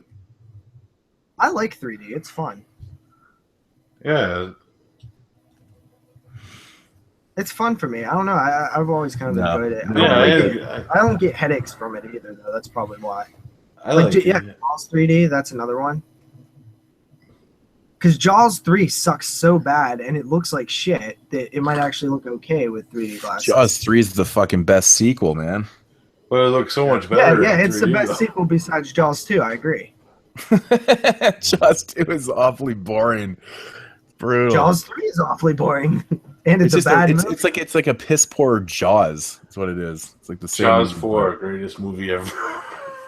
Listen, that whole franchise can die. At least Jaws 3D is actually fucking semi-fun. It's Christ, you can have fun with it, man. Part 2 is like a fucking snooze fest. I can't have fun with Part 3. I didn't like that. I didn't enjoy like any bit of it. Really? I don't understand what you could. Like, it's so ridiculous. It's so much fun. I was actually shocked that Jeremy liked it. Yeah, me too. I don't know. I don't like bad movies that I don't get enjoyment out of like just ridiculous, retarded stuff. I just don't. People agree, man. Jaws 2 is boring. Jaws 3 is fun. Like, it's fun. It doesn't. Yeah, Jaws 3 is not a great film, but it's fucking fun. It's got some really cool aspects, man. The underwater fucking amusement park, and it's got some really stupid plot. That boring, honestly. Oh my god, the end of Part 4 is still the worst thing ever. The roaring shark. Oh my god, it's like. That movie's on a different level of shittiness, though, man. Like nothing. The dude that comes back to life. Yeah. Like, what is that? Like Mario Van Peebles, like I'm back. He just comes back to life. He just got eaten. It's so bad. But that actually is kind of funny. Michael Caine coming back on the boat when his shirt's like completely dry. He swam. Yeah, that's right. Yeah. Yeah. I hope I don't forget all these movies we watched by Sunday. I know. I might have to rewatch fucking 5 Elm Street. Which one? Man, I've seen these movies 100 times. Fuck. I have like. Did you take notes? No, I did. I didn't. No, I'm talking to JP because he's always hitting us with notes. Yeah, I got those. I always write down the finer points. I mean, I took notes on Blair Witch, the original, and before that it was like nothing. That's a good show. Oh yeah. Yeah, I would like to get that Draft House. I wish Jason would have picked me up a copy in those vending machines for $10. Oh, and they had those for $10? What a fucking score that is. I know. Man, that's insane. The Draft House up here is so stupid. They even had like the Criterion one, the Dangerous Men, and that one goes for like crazy. Well, that's a good question. Psycho Cinema says, which would you rather watch? Jaws 4, Psycho remake, Jason X, Halloween Resurrection, or Elm Street remake? I would rather watch the Elm Street remake. That is like the most. It's a terrible question. Wait. Jaws 4, Psycho remake, Jason X, Halloween Resurrection. This guy obviously listens to our shit because he knows how much we hate all these movies. Well, the thing is, all of those are bad movies, but Elm Street remake is not a badly made movie. It's a terribly made Elm Street movie. But if the other ones never existed, it's not a bad movie. You have to disconnect. It painfully. It actually hurts me to say, out of those movies right there, I'd watch Jason X. I hate the remake in Nightmare on Elm Street so much. Jaws 4 is just. I think if you watch the Elm Street remake again with a more critical eye, because you watched it back in 2010 like I did. I've watched it since then, and watching it since then. In the theater, man. I watched it in the theater too. And I was so angry, but once you like now we're more critical because we've became podcasters and stuff. Like I think you would at least be able to separate the original from series from it and see that it's not that bad. That'd be an interesting show when it comes up. Part 3 makes you want to break into SeaWorld and free the dolphins. Who's that? Andy. That's awesome. Jason X is bad, okay? Bad. Yeah. It might be fun but it's actually bad. Like it's cheap looking. Like even Uber Jason looks like plastic. I noticed that the last time I watched it. No, it does, He man. fucking It looks like plastic. You know, I still haven't watched Jason 10 in high def. You know, since I got that box set, I think it's I didn't watch part 9 either because it's actually not the uncut version. Can you fucking believe that? Which ones? How we far talked did you about get that. in your marathon when you did? You did the. No, that was 13th? that was way before the Blu-ray box set came out. Oh. Yeah, I like. But part 9 in the box set is actually the cut version. Like, what's up with that? Yeah, Jason 9 to me though. I know people like hate it, but I think that it's pretty solid, honestly. And I people It has great kills. People always talk about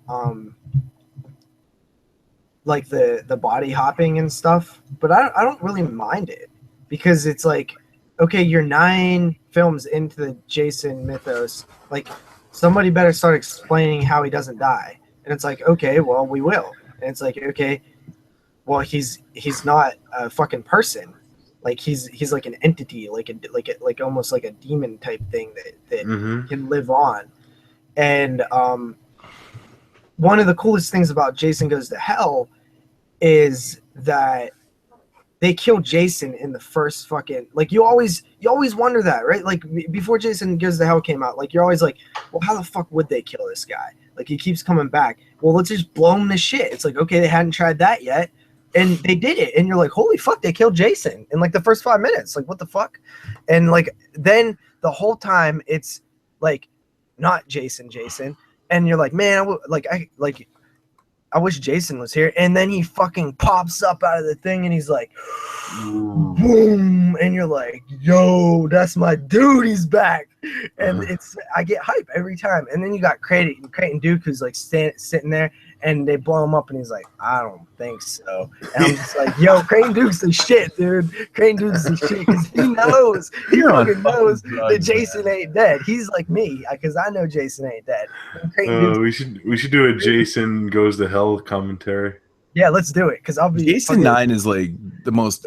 It totally doesn't feel like a fucking Jason flick, man. It doesn't, but I don't know, man. I just that's one of the biggest problems for me. The only shit that is stupid. The legitimate only shit that I hate in that movie is when he like does the like shaving. It just makes no. I don't understand it. Like you can't even explain that. Like I can explain away everything else, but I don't understand why he had to like strip the dude naked, tie him up, and shave him because that just doesn't feel like something Jason would do. And the kills are good in Friday 9, and I kind of like the fact that all of the other Jasons in between the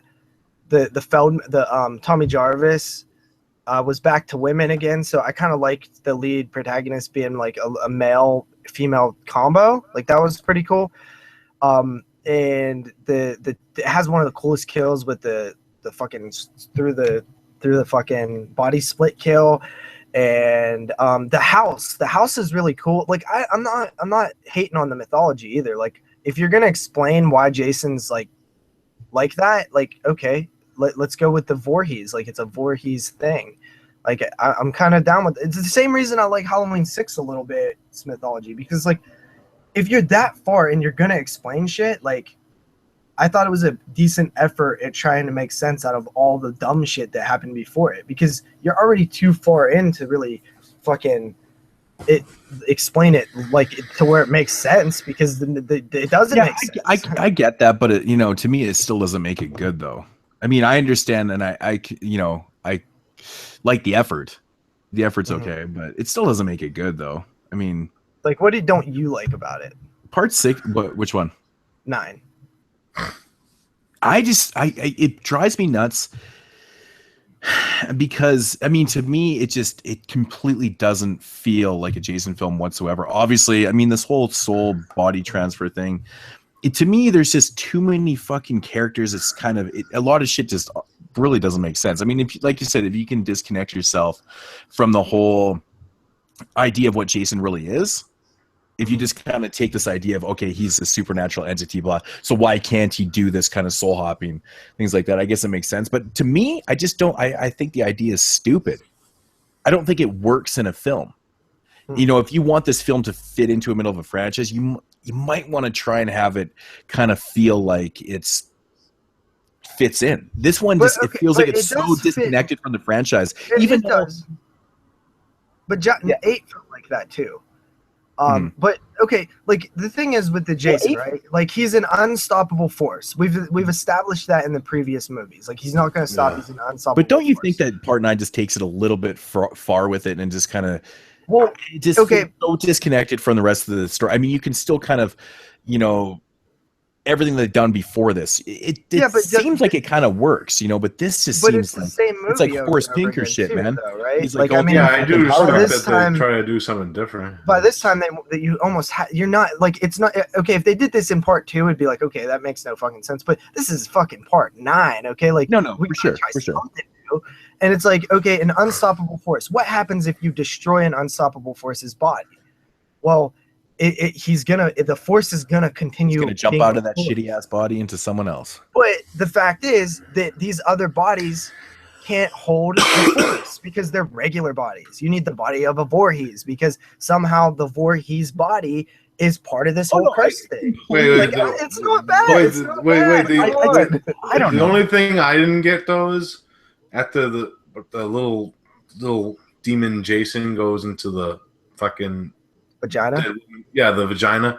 Fucking. How does he fucking have the mask and shit and fucking? Because he transforms back into fucking Jason because it's a Voorhees body, so it's strong enough to hold the Voorhees curse. But the mask is included. Shouldn't he? I think that it's because shouldn't he be naked? It's melted into his face. I mean, that's kind of yeah. Of course, the mask is included. That only makes sense, right? The mask became part of Jason at that point. It's no longer. You know, it's like I completely understand what they were trying to do with this film. I just don't like the whole idea, though. I think it's just it's so far fetched and it's just ridiculous. But isn't it ridiculous too that he just doesn't die? Well, of course, he just gets like killed over and over again. But that's just such a simple idea. It's like, okay, he's this supernatural. It's like Mike Myers. You know, you can kill him, but you can't. But this one right here is kind of taking it one step further. It's like Horace Pinker, right? In the I understand. In the power lines. Yeah. It's so out there. Like it's so out there. That shit that doesn't make any sense at all. but this is too far. But Horace Pinker. I mean, he gets fucking killed. You know, they execute him, and he gets all back in the shocker. You know, shocker. But that's kind of the stuff that I'm talking about, though. It's like people are willing to accept dumb shit like that, but not dumb shit like this.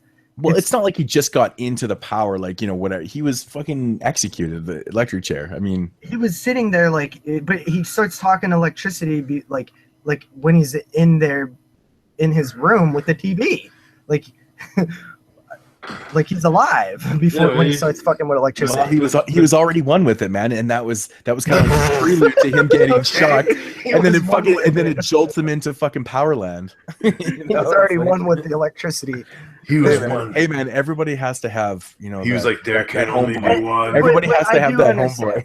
Listen, some people are going to immediately reject the mythology in Friday the 13th Part 9, and people are just going to not be down for the ride, and that's okay because it is kind of dumb. But I personally have always thought that it was like, okay, this is kind of cool. Like, this is something different. It's like, okay, they're trying to make it make sense, and it kind of does. It kind of does make a little bit of sense. It doesn't fit and feel like a Friday film, but it at least makes sense for the universe that it's set in.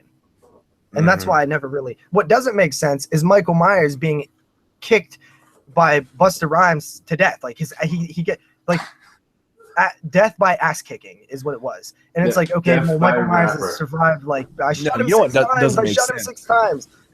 Jason takes Manhattan, how's this fucking boat?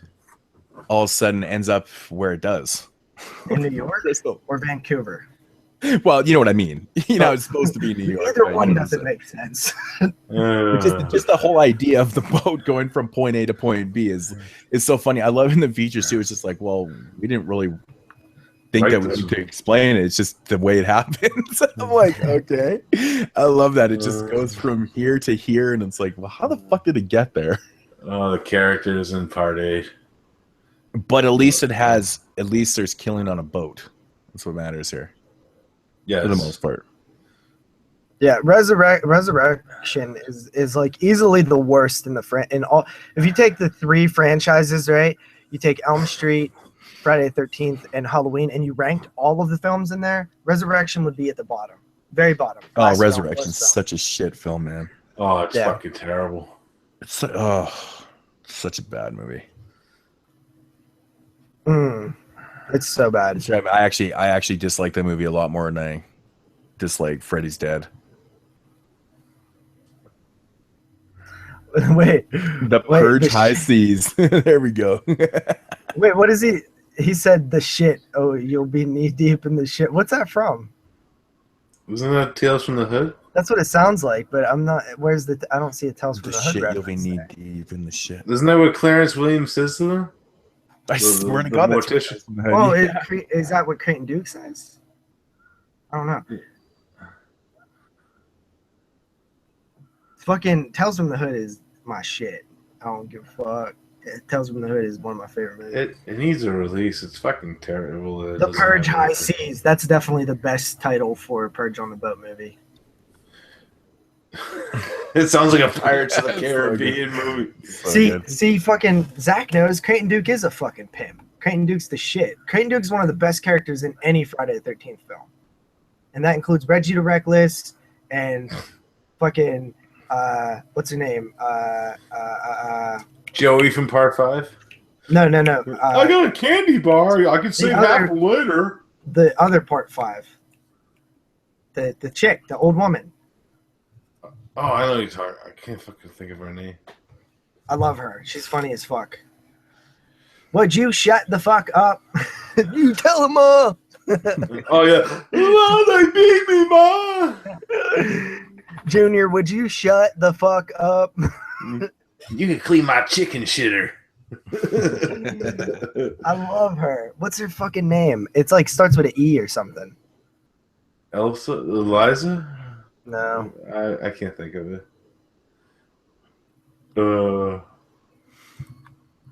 Friday 5. Demon. Those enchiladas!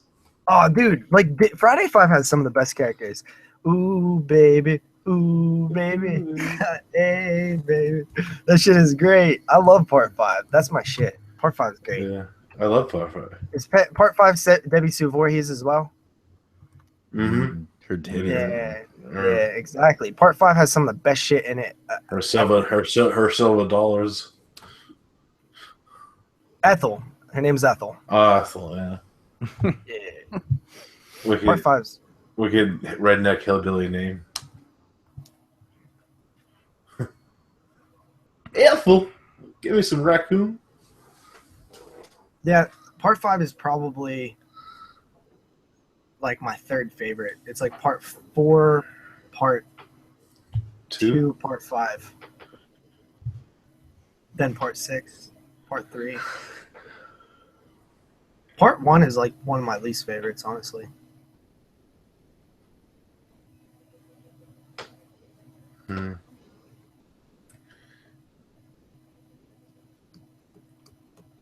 Yeah, the good thing about the first, like, 4 or 5, well, pretty much like 4 through 6, you could just watch marathon and there's some continuity with it. That's the good thing about those. Because 1 through 4 they usually end up happening like on the same day or the day after. Part 5 is like I know the reason that everybody hates it is because it's not Jason. But it is Jason though, right? Like technically it's not Jason, but the whole movie is a Jason movie. Like we're watching Jason. If that wasn't there, you wouldn't be like, oh, that's not Jason. Looks nothing like him. Like you would assume it's Jason had that ending of it. So it is a Jason. It's Jason, but it's not Jason. It's just one technicality, but it's still a fucking Jason. And that's why I just, like, when I was a kid, I didn't even know it wasn't Jason. I thought Jason was wearing, like, a human mask. at the end of the movie. I was like, why's he got a fucking human mask on? That makes no sense. Oh well, it's fucking Jason. He's cool. LL Cool J in H2O. I like LL Cool J's character.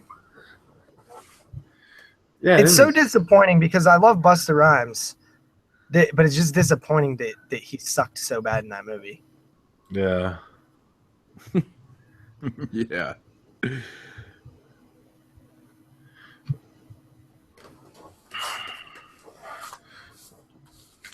Fucking Busta Rhymes. Tyra Banks sucked in that movie too. The whole cast sucked. My problem with part 1 is that the ending is kind of a cop-out because it's a whodunit that we never meet. We never met her anywhere in the film, period. She shows up out of nowhere. And it's like, okay, it's a whodunit, but it's the answer is somebody we never seen in the film ever. And that's a bad whodunit. That's a bad whodunit. That's a bad whodunit. Just that, like, you know, that you have to. There has to be. Like, yeah, that is true. But that's the only thing that I mean, it's a good movie. Like, I like Friday 1, and like there's some decent kills and stuff. But the kills are awesome. Man. Kevin's Bacon's death is awesome.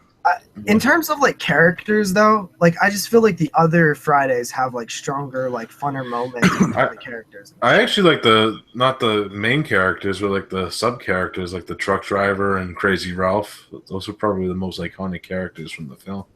Yeah, Crazy Ralph is great. I love Crazy Ralph. He's a doomsayer. Like, he created the doomsayer, right? Like, yeah. Somebody in a movie where it's like them damn fool kids never learn or something, you know? Like, that's a doomsayer character. They're in all kinds of movies, and like Crazy Ralph was sort of the first like popularized one because he came back for part 2.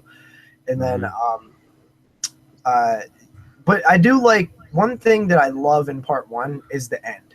The slow motion machete just whoosh, that shit is, I love that. That's so cool. Mm-hmm. Even though you can see the toothpicks. Yeah. Oh. Mm. No, I've never heard of Blood Runners. Postmaster P. Oh my god. Don't even get me started on that fucking joke.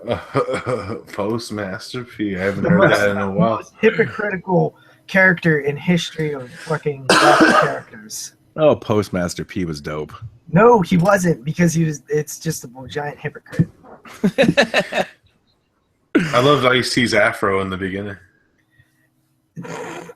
Yeah. He pulls a baseball bat out. Corey Feldman in part 4 was pretty much me. That's why we love part 4. That's why all of us love part 4, is because that is all of us. We are Corey Feldman. So it's like we get to vicariously watch, have a Jason film through us. Like, that's us. Like, that's what would happen if we were being attacked by Jason. That's why I loved it so much as a kid. You know the scene where Corey Feldman's looking at his neighbors out his window and he's like jumping up and down. He's like, oh shit. Like that, I would do that exact thing. Like, that's what I would do. It's so cool. Yeah, Friday 4 is just classic. Listen, Seed of Chucky is one of the fucking worst garbages ever. Oh, it's so bad. It really is shit. I wonder why that one wasn't on that list of questions of shitty movies we would watch. Seed of Chucky, I would rather watch Resurrection. I don't like Seed of Chucky at all. Ooh. Yeah, Scary Stories of Telling the Dark was cool.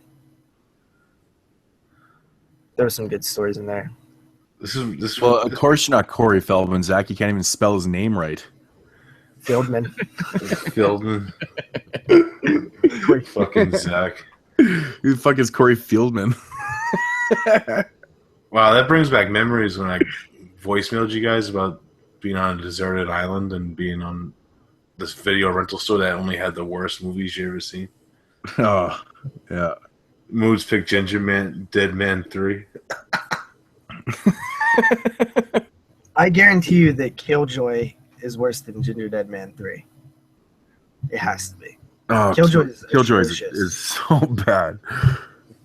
Strangest franchise ever, how they keep getting better as they go along. I know. It is crazy because it really is like that. 1 is complete utter garbage that you can't watch. 2 is slightly better garbage that you can't watch. And 3 is actually solid. And 4 is even better. Yeah, it's weird. That's the one he goes to hell, right? Part 4? Killjoy goes to hell, right? Yeah, I thought Corey Feldman kicked ass on that Today Show. Or his performance. Go for it. Whoa, Matt, what are you Man, talking he's got about? hot chicks Killjoy playing- is like a God, that's 1. pretty awesome. Killjoy's in the top 5 worst films I've ever seen. Who's saying Killjoy's good? Matt gave Killjoy a 5 out of 10. That's like right when Full Moon just started to shit the bed hardcore too. Yeah. With shit like that, man. Wow. Oh, Gingerbread Man, Gingerbread Panther is so bad. Demonic Toys it's 2 is like just as bad as Killjoy.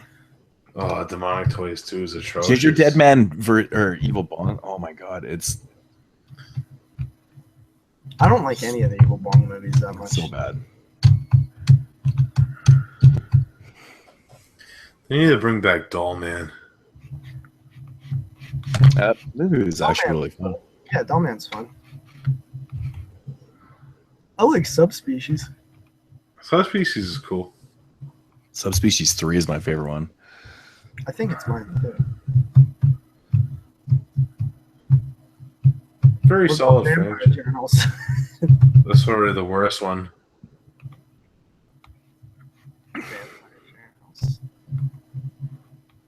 Man, Can't I gotta believe be it. up in a couple fucking hours. This is brutal. Oh yeah, can't- I forgot about that. We should probably wrap it up. Yeah. It's like 20 after 12. I have like a couple. We're just staring at Like each other. 11 hours. We're just staring at each other now, just staring like, let's see who can stay off the latest. Yeah, no Cry shit. gay. Beneath the Mississippi is way worse than Seed of Chucky. Oh, from a technical standpoint, I would imagine so. From This is any the way any That's the stand. way. I never seen it, and I have no attention to it, JP. After the way you described it so many times. It just has no anything. Like it's a 0 on all fronts. Ugh. Yeah, if you want to send stuff, I'll do quick reviews on them for sure. Hammer House of Horror. I've never seen it. Oh. Oh, dude, Coons is so fucking funny, man. That's a movie that JP would fucking loathe. Yeah, He would probably. hate. So Moo, much. did you ever see The Skull from the 60s? Yeah, yeah. It's I've seen the shit, man. Screaming Skull. No, this is The Skull from Amicus. It's really good. I was actually going to review it for this show. I'll save the review. But, All right. Well, guys, thank you for joining us. Hopefully, we'll do this again. oh, yeah. Peace out. Peace, guys. Thank you to everybody. Peace.